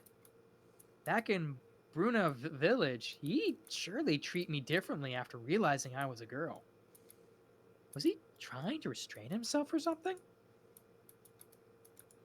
As I was thinking this, Rudy happened to glance in my direction and waved with a little smile on his face. It reminded me so much of the boy I'd known years before. It felt like my heart skipped a beat. But he wasn't waving at me. I knew that all too well. He was waving at Fitz, one of the princess's attendants. Rudy had gotten very friendly with Fitz over the last few months. He'd ask him for all sorts of advice, and Fitz had gradually earned his trust and friendship in return. He wasn't waving at me, in other words. He didn't even know I was here. Trying not to feel too sad about that fact, I followed after the princess as she sat down in the hall. Chapter 3: The Impervious Fiancé, Part 1. Half a year had passed since I enrolled in the Renoa University of Magic. It was autumn now, the harvest season. Fall never lasted for very long up in the Northern Territories, but it was a very important time of the year when food was prepared, harvested, and laid in storage for the painful winter ahead. There were even a few festivals held across the different towns and cities. For the beast folk, it was also mating season, a lengthy cultural event that came with a complicated set of rules and rituals. All of them were noticeably restless as it approached men and women alike. They weren't that many of their kind enrolled in the university, relatively speaking. I guess they made up 5% of the student body, which numbered roughly 10,000 in total. That would put their numbers at 500 or so. A large group in a sense, but not that impressive given the size of our campus. Still, once autumn begun, they seemed to be everywhere, fighting one-on-one duels that typically pitted a man against a woman. For several months after their duel, the couple would be glued to each other. Eventually, they get married. Whoever won the initial duel would take on the role of boss in their next pack they were forming. These rules weren't set in stone or anything, it was just an odd old tradition that some of them respected more than others. Still, some beast folk actually traveled here from distant lands to challenge our students to one of their romantic duels. In other words, we had outsiders wandering onto our campus. This was something the administration would normally have tried to prevent, but the mating season was a very delicate subject because of its importance in beast folk culture. Any attempt to ban their traditions would probably result in actual riots. As a compromise, the school allowed non-student beast folk to enter its grounds under the pretense of auditing classes, as long as they applied for permission beforehand. Anyway, this brings me to Lena and Priscina. The two of them were basically unattendable to your average unattendable to your average beast folk guy. For one thing, they were probably the two strongest beast folk fighters in the entire school. And just as importantly, they were Duldia princesses. If you proposed to one of them, fought her, and won, you'd probably be a candidate for leader of the entire tribe. You wouldn't be handed power immediately, of course, but when the time came to choose the next leader, there was no doubt that you'd be seriously considered for the role. Of course, Lena and Priscilla had come to this far-off land to study, not to find a husband. They couldn't find. They couldn't very well pick out partners here without talking to their families first, and thus they flatly rejected all of the proposals they were bombarded with after turning 15. Yet, despite their very public disinterest in marriage, they had been they had been even more suitors the following year. The two of them were very popular. Apparently, some beast men had even launched sneak attacks on them, trying to win their compliance by force. They'd beaten off these attackers easily enough, but when fall rolled around again this year, they decided to shut themselves in their dorm. It wasn't like the girls' dormitory was an impenetrable fortress, but any man who tried to sneak in would be piled on by all the residents. So Lena and Priscilla stayed in their rooms, even skipping homeroom. I guess it was medieval leave, or I guess it was medical leave in a sense. They were presumably in heat themselves at the moment, after all. The thought of them writhing around in their rooms, meowing and wolfing passionately, was kind of exciting. Not that it got me ready to mate or anything. The two of them had sent me a letter. The gist of it was, Sorry for the hassle, boss, but we're on leave. We'll leave things to you for now. I wasn't sure exactly how I was supposed to be helping, though. Maybe they just wanted me to answer for them when the professor did roll call or something. In any case, it wasn't just the beast folk who were in heat around this time of the year. Fall conceded with a rise in sexual assault cases around the campus, as some people took advantage of all the chaos. Those strict rules about who could enter what dorms made a little more sense to me now. When it was two beast folk in heat, you could sort of write off some aggression as a natural cultural phenomenon. But apparently, some of the victims were human first years who didn't even know what the hell was going on.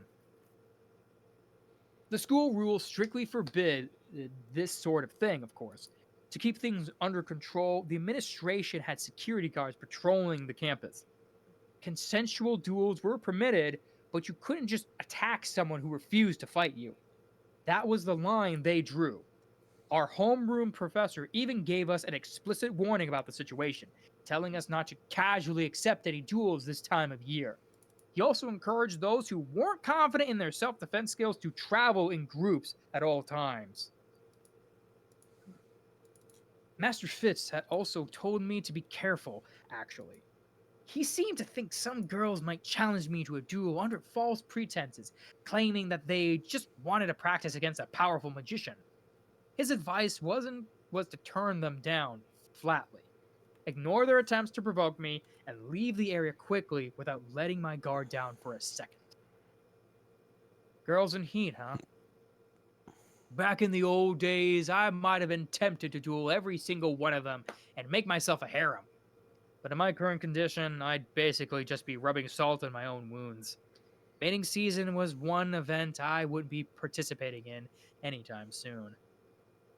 I'll leave it to those youngsters over there. See? The human body and his elf girl who's studying while sitting in his lap.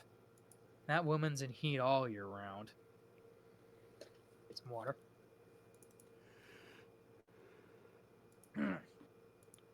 Honestly, those two never gave it a rest. I could practically see the hearts floating above their heads still.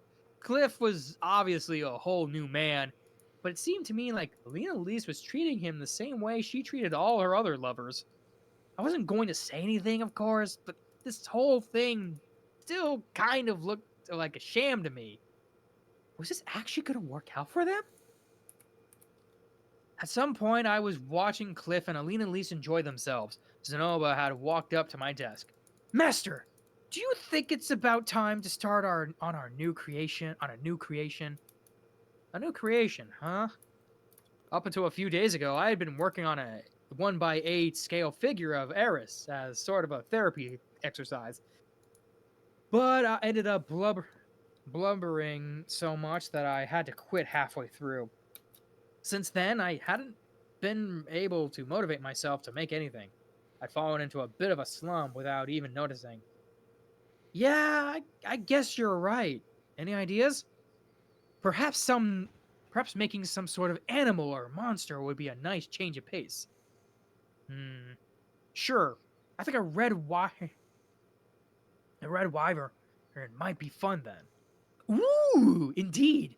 The very monster that you once slew single-handedly, yes? Yeah, that wasn't easy, by the way. Thought I was dead for sure. You're far too modest. Master Zenoba? What are you talking about? Julie seemed to be a little curious, so I told her the story of my battle against a red wyvern straggler from back in my adventuring days. Before long, her eyes were sparkling, and her face flushed with page turn, with excitement. Kids in this world seem to love stories like these. It was easy to forget sometimes, but she was still only 6. Hmm. Okay then. Why don't I make a red wyvern figurine for you, Julie? What? Okay. Hmm. Okay then. Why don't I make a red wyvern figure for you, Julie? What? Master, what about me? Won't you make anything for me? Oh, that was really oops.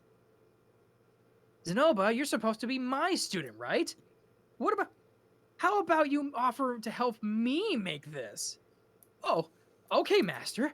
I'll assist you in any way I can. This life wasn't too bad, really. I wasn't in peak condition lately, but at least I'd settled into a decent routine here. My beginner level divine and barrier magic classes would be wrapping up soon, and I had to decide what to take next. Perhaps intermediate detoxification? I thought I'd sorry, I'd gotten by just fine with only the beginner level spells so far, though. It didn't seem like there was any need to learn anything more advanced than that. I could try advanced healing instead, but again, I felt relatively satisfied with my current level of expertise there. The intermediate spells were enough to deal with most situations. There was always enchantment, which I never dabbled in before. It was technically a form of summoning magic, so maybe it would have been more relevant to my research. But what I heard, though, it mainly involved learning how to create various magical implements. I still wasn't sure on. I wasn't sure what had that. I still wasn't sure what that had to do with summoning, but at least it would be something new. Of course, I was free to not take any new classes at all. I could just spend more time in the library instead. Started to feel like I'd hit a dead end researching the displacement incident, but it might be interesting to try to teach myself more languages. If I did go that route, I could try asking Cliff to tutor me in divine magic on the side. He'd be spending all of his time with Alina Lise lately, though. It was probably smart to leave them alone for a while. Didn't want to make a nuisance of myself. Maybe I could try going into a completely different direction and learning something unrelated to magic. It might be fun to learn how to ride a horse, for one thing. The days slipped by peacefully as I tried to make up my mind. And then things suddenly weren't so peaceful anymore. Oh, let's see, who is it? Oh, okay, I have an idea. I take you to be Quagmire Rudius, an A-rank adventurer who cut down a stray wyvern single-handedly. I challenge you to a Martimodius duel, sir. On my way to the library, I found myself on the receiving end of a challenge. I turned around and found myself looking at a beautiful girl. Her skin was tanned, and her silky dark blue hair was tied into a neat ponytail. She looked maybe 17 or 18. She had a strong, defined face, and her lips were pursed upwards together. You could tell at a glance was the lady warrior type. Instead of a school uniform, she wore a light school fighter's outfit in a striking shade of deep blue. She had a modest bust, but her muscles were impressive. She didn't look like a bodybuilder or anything, but she was clearly in very good shape. By her side was a long, curved sword, the kind commonly used by sword fighters from the sword god style. The girl was staring in my direction. To be more precise, she was staring in surprise at the person standing in front of me, the big, hairy beastman who had just loudly challenged me to a duel. Yeah, I neglected to mention the muscular canine beastman, but that was him who shouted at me. He didn't look the slightest bit like a magician either. The girl with the sword had probably just been passing by. Given the time of year, she might have thought he was talking to her. Well, anyway, let's forget the pretty girl for now. There was a pretty fundamental problem here. I was a guy, and this guy was also a guy, and he just challenged me to a duel. That was slightly awkward. A matrimonial duel? Like one of those things where you get married later? Indeed! Ah, I'm sorry. I don't know if there are any rumors going around or something but I'm actually straight. Not really interested in experimenting either. I'm gonna have to decline your offer. The beastman's eyes twitched. You seem to be misunderstanding the situation. Oh no, is it this late already? You know, I actually got piano practice today. I'm gonna have to leave now. Sorry. Now that I declined his offer, I turned around and started to walk away, totally ignoring his attempts to continue the conversation, following Fitz's advice to the letter, in other words. Hold on there! But to my surprise, my hairy new friend leapt up, soared several feet over my head, and landed with a loud thud right in front of me. The guy jumped like a reverse joint mech. He would have made a solid dragoon. You have no right to refuse me. My name is Brooke, Adoldia. Yeah, sure. My name is Brooke Adoldia. I've come to duel for Miss I've come to duel for Miss Persina's hand in marriage, so that I might one day become the leader of my tribe. Persina's resting up in her dorm room until the whole mating season thing blows over. Maybe you could head over there instead? I sent Miss Persina a letter in advance, informing her of my intentions. She explained that you were now the boss of her pack. I learned of your prowess as a warrior from Sir Guy's, and I heard that you cut down a stray dragon by yourself. Clearly, you are the strongest man in this university. You ought to make a worthy opponent for me. Okay, I really didn't cut down anything, though. I'm a magician, not a swordsman. What happens if I refuse? As leader of the pack, you are obligated to fight me. I took a moment to try to piece this all together. After I managed to beat Lena and Persina in a fight some time ago, they started to call me their boss. Apparently, you had to defeat the boss of the pact if you want to marry someone who belonged to it. So if this guy beats me in a fight, he'd be able to claim Persina as a prize? I had intended to become the leader of any pack, but I felt like this guy wasn't going to care about that. This was some primal Animal Kingdom stuff. If I threw this fight, I'd be removed from my position as the boss, and Persina would get married off to this random hairy guy. Okay then. Okay then. Or now then. To battle! Brooke didn't wait for me to say anything in response, howling ferociously, charging forward at me. Quagmire, since he was coming straight at me in a straight line, he promptly ran right into my swamp. Stone cannon. And one well-placed stone projectile knocked him out. Slightly anticlimactic, it seemed his bark was worse than his bite. I'd basically taken him out of reflex rather than thinking it through. But in retrospect, it wasn't like I had much reason to let him win. Persina didn't seem interested in getting married to anyone at the moment, for one thing. This did explain explain that letter they'd sent me, at least. I wasn't super happy about them dumping this whole thing on my shoulders, but I could deal with a few guys like this. No, Swent, it probably wasn't that big a deal. My feelings on the subject changed over the course of the next few minutes as I came under attack. 5 different times on my way over to the library. It felt like half of the Doldia tribe had been waiting eagerly for this day to come. Lena and Priscina were in serious high demand. What's so appealing about those two anyway? Their bodies, maybe? That didn't make much sense, though. Lots of these men had probably never seen them in person. It had to be the whole princess thing. That first guy had said something about becoming the leader of his tribe, after all. Was being number one really that important to them? What was that whole tribe of Starscream? What was this? A whole tribe of Starscreams? From the look of things, they'd even work out an order to challenge me in. One guy tried to barge in halfway through and got yelled at for cutting in line.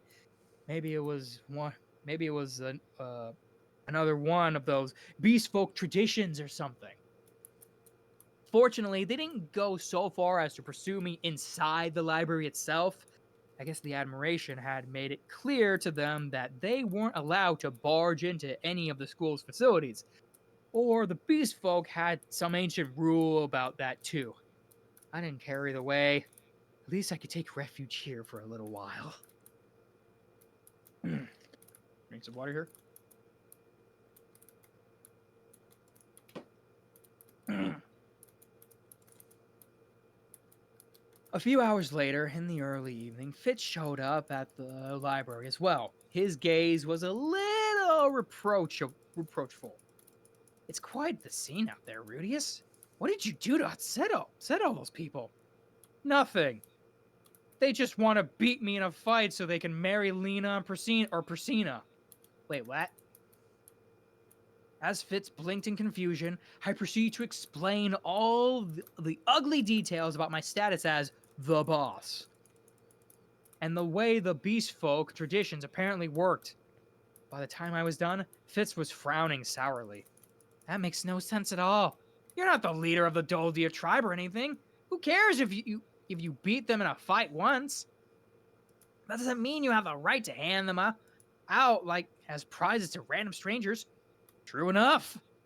If I had that much power over them, they wouldn't be scratching me in the face every time I touch their legs. You're right, but now how do I convince the people out there? Fitz put a hand to his chin and nodded slowly. You have every right to just ignore them, really. But it might be easier to just beat them in a fight. They'd probably give up and go home. So, at the end of the day, I should duel them all, after all? Probably for the best. Easy for him to say. I wasn't sure how many people were waiting out there for me, but from the sound of things, it was probably in the dozens. And of course, this was a crowd of big, smelly macho men who wanted to rule their tribe. I had to knock every one of them unconscious. I'd really prefer not to make violence a part of my daily routine, you know? I know that, Rudius, but unless you do something about them, you'll be stuck in here forever. Oh, and they might just lose their patience and charge in here too. We don't want them making a mess of the library, do we? Yeah, I guess you're right.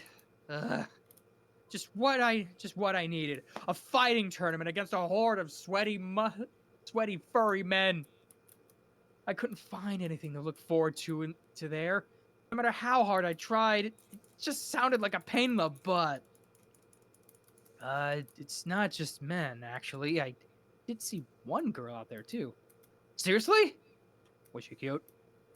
Rudius, please don't tell me you're gonna accept that duel. No, of course not. I shook my head, mainly so that Fitz would stop glaring at me.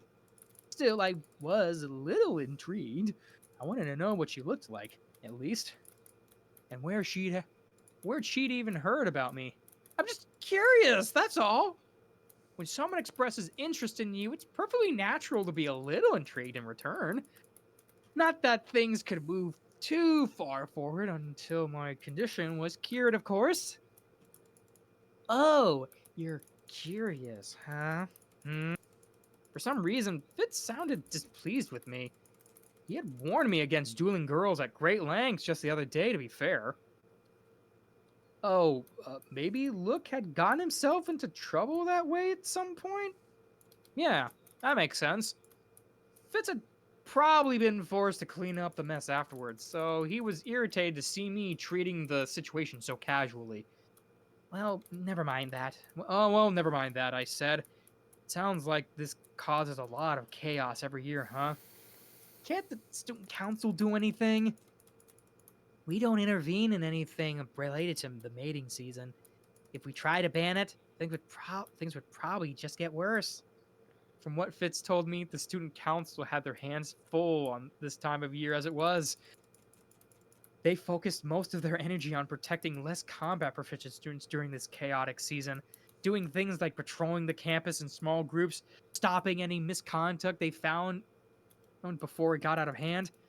Fitz was scheduled to participate in one of those patrols that very night, in fact. So you're trying to protect the peace, right? You can totally help me out, then. Oh, please. Why don't you just take care of it yourself, Rudius? I don't think you need our help. For some reason... hang on. Oh, please. Why don't you just take care of it yourself, Rudius? I don't think you need our help. For some reason, Fitz's voice wasn't very friendly today. Had I said something to upset him? Wait, maybe he was thinking about what happened during my entrance exam. He claimed my victory didn't bother him, but if it started running from fights like this, but if I started running from fights like this, people might start to think that he lost to a coward.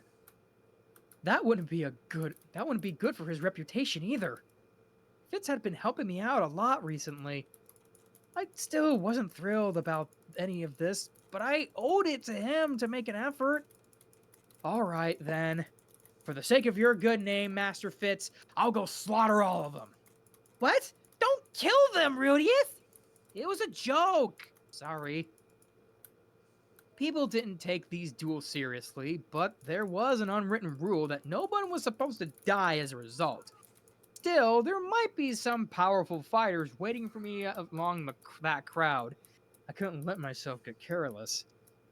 Finally resigned to my fate, I stepped outside the library for the first time in hours. What the hell? I was greeted by a mildly surprising scene. Dozens of bodies lay scattered across the ground, limp and motionless. It felt like I'd wandered onto a battlefield or something. All of them were male beast folk of various races, shapes, and sizes. Some of them wore school uniforms, but many didn't. Oh wait, there's one girl too. It was the swordswoman I'd seen earlier. Had she gotten mixed up in his somehow? Or maybe she was the wolf. She was in love with me all along. As I pondered this extremely important question, a burst of laughter boomed through the air. One man stood tall among the fallen, holding the last of his foes up in one hand. I give you credit for challenging me, my young friends. It was a truly bad decision on your part, yes, but a brave one. The students of this University of Magic clearly have some guts.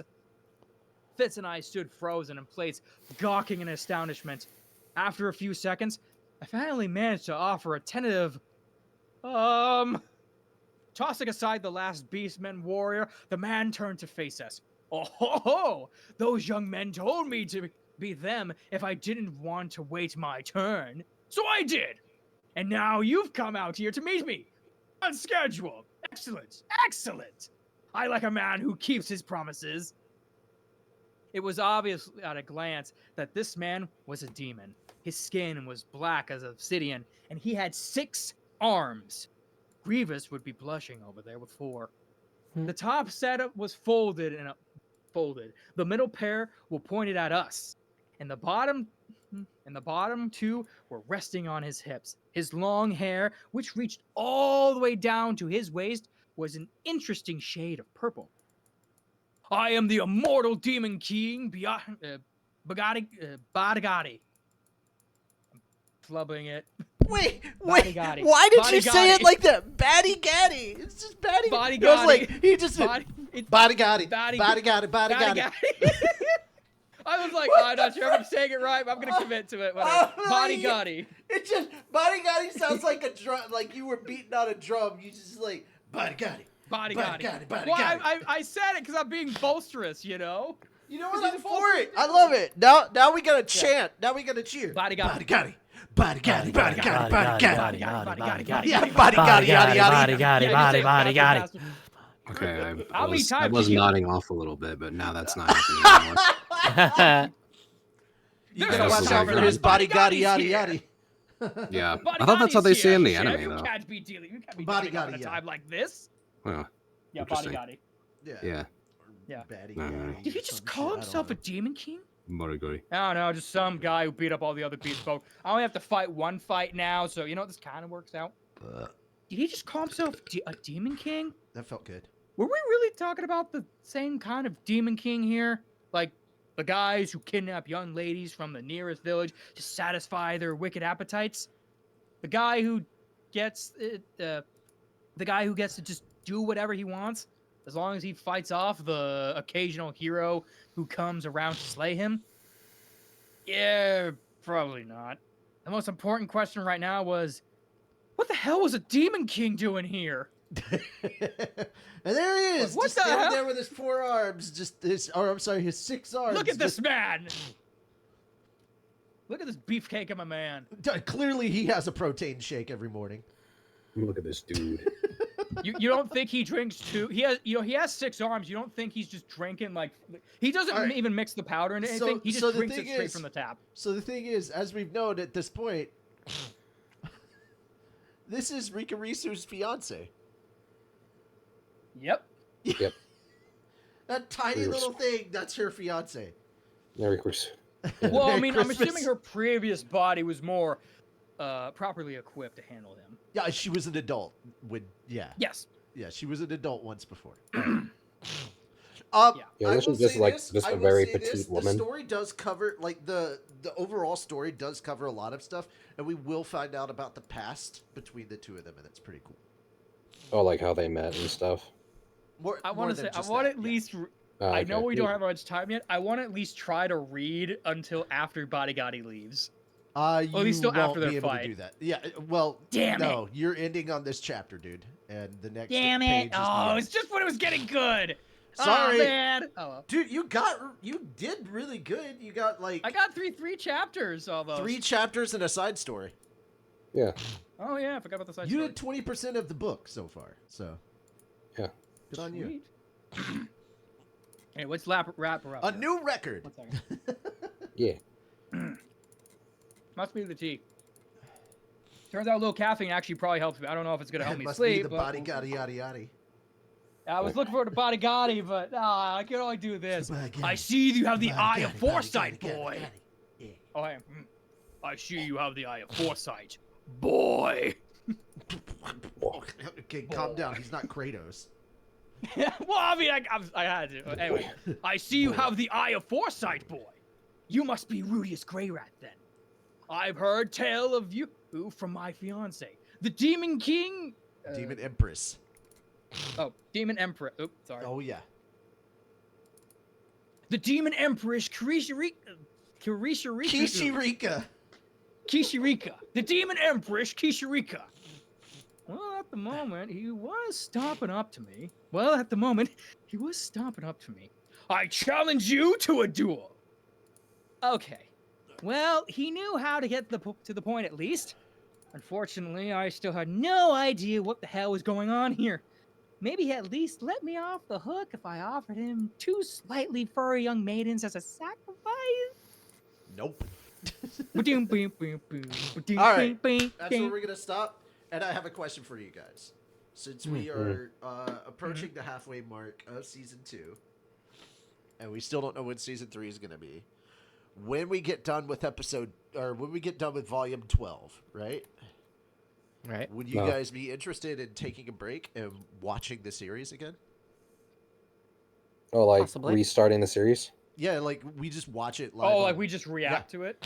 Are we Yeah, allowed to we do that? literally Well, I just guess sit as long down as and we watch don't it. play it. Yeah. Honestly, I would No, not we can mind play that. it on Twitch. We just can't keep the VOD. Mhm. Ah, Yeah, okay. there's no VOD for it. Like literally, this is what we're doing on Wednesdays. was the- Wednesday with it. afternoons, we're gonna be watching Solo Leveling for a couple hours, Mm. the dub, Yeah. and then we're gonna watch. Moon's gonna watch whatever anime it is that's up next. Whatever anime it is that continues to follow. So we'd just be doing blah, that, but on Mondays Right now, to you're kind of watching like Gate. give the books more. Yeah, your Whoa, list is Ooh, you very watching big. Gate? Yeah, he's watching Gate this Wednesday. Oh, Yeah. please make sure you Oh, guys he's- are wait, there. has If he you have not started it, seen or- Gate- No, he Not yet. will be starting. That's this upcoming Wednesday. Oh, I've watched. You are in for an interesting treat there, sir. He just finished Delicious in Dungeon, which is so good. Yeah, it is. And I now love now Moon absolutely understands. I mean, he has more context for why it is that we're like, all right, this year's solo leveling awards, kind of ass. Yeah. It's one of my favorite manga and probably one of my favorite anime. It's really good. Delicious in Dungeon, yeah. Yeah. It's absolutely one of my favorite manga. We both voted for Senshi to be the must protect at all costs, but of course, tiny little Dude, Anya, she Prosy won that does category. just such a good job as Senshi. I'm sure he did, but That's like, Pro ZD? That's Yes. Yeah, amazing. Really? I Yeah, he's didn't in the know English that. dub. Yeah. Ooh, Yeah, wow, that uh, don't I just didn't know he was Senshi. Yeah. I voted Yeah. for Alex Lee, who ended up winning. I really liked Alex's Alex Lee is performance. great too. I love It's so both of those funny. voice It's so actors. funny. Like Garnt and the others, like I only watch in Japanese people, like they're like, oh man, It's okay, but Jinu yeah. is easy. Like you could do. I'm like, fuck you. Have you ever tried fucking doing all of that shit? Screw that. Yeah, just ask Moon. Yeah. Yeah. Like trying to anybody who's had to read for Jinu-san, like he's got Yeah.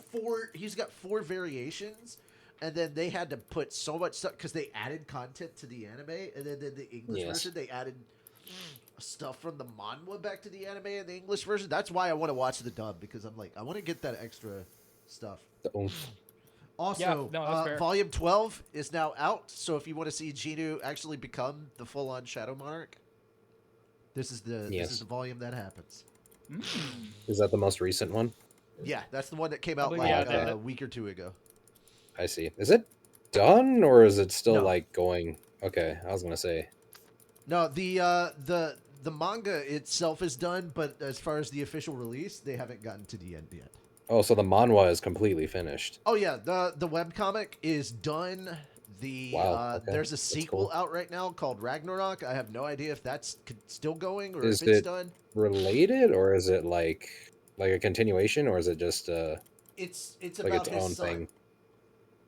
Oh, Yeah, He has a little kid. he does. is it like a Boruto situation where he's just like, my name is Bean? No, My name is the Beanu kid. Son. From my understanding, his kid is Beanu almost Bong. like. From my understanding, his kid is almost fully grown. At that point. Okay. When The only time I Ragnarok remember starts, I think. seeing the kid is when Bean Woo-san. Benu, the bug, like his big like top Baru? bug general, Baru like has to like Does he have a son? does shenanigans of trying to take care of him as a baby while he's getting into all kinds of things like no, go, That'd be go, funny. no. You want to make That'd that be a new really alarm? cute side story. Badigatti, Badigatti. badigatti. Yeah. Maybe that should be like a new sound alert. Like if somebody subscribes, badigatti, badigatti. It was just someone's gonna rip the clip of me saying that weird and was like, wait a minute, and then that's gonna be the sound clip. Like, oh god, no. I wouldn't be surprised if Marty. Revan does something like Marty that. got Let's see.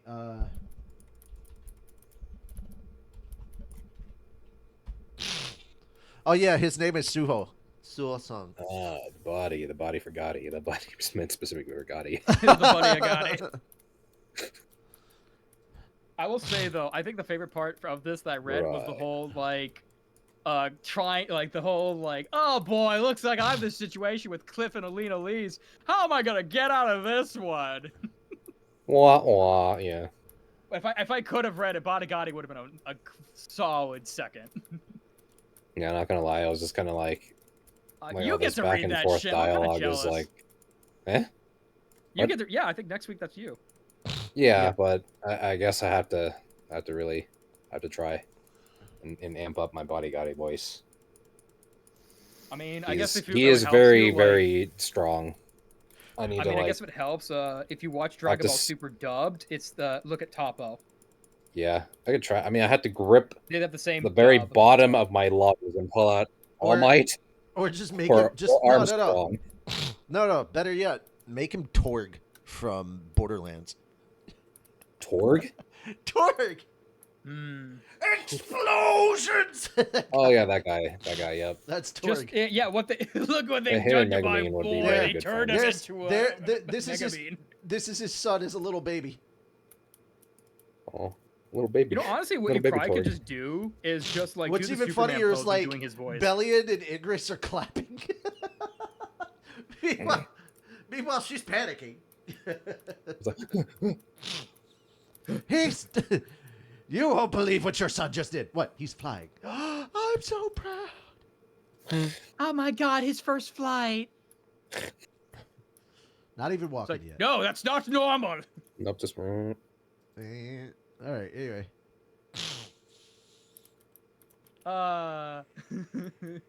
This one was fun. Definitely, compared to last time I read, this was a much bigger, more of a treat. Oh read. yeah, I bet. Yes. Yes.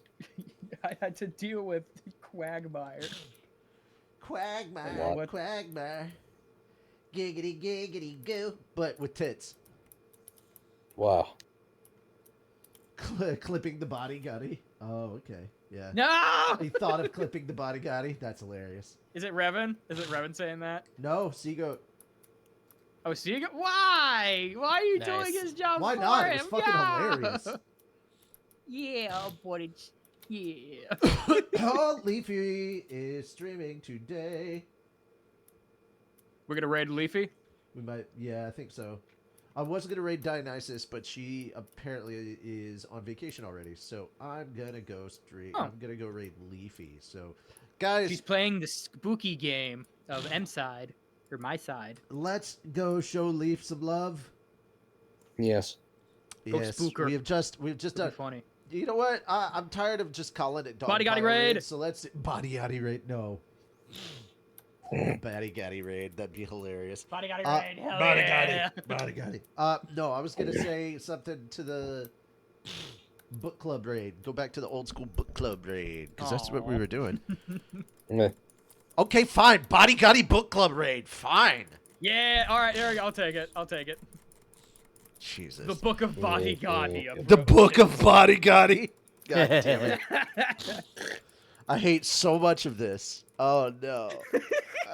I don't like. We don't like You gotta you. call it Body Gotti Ray. Yeah. No. Yeah. Go Games gets it. Woo.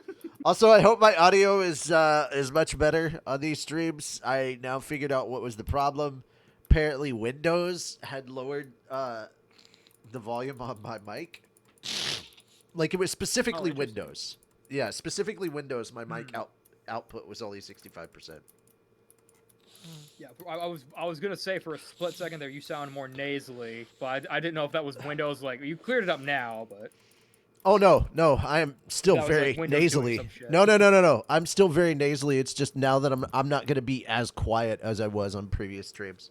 All right. Anyway, guys, Okay. that's it for us. We're headed out. Show Leaf some love. Take care and bye for now. Bye. Later.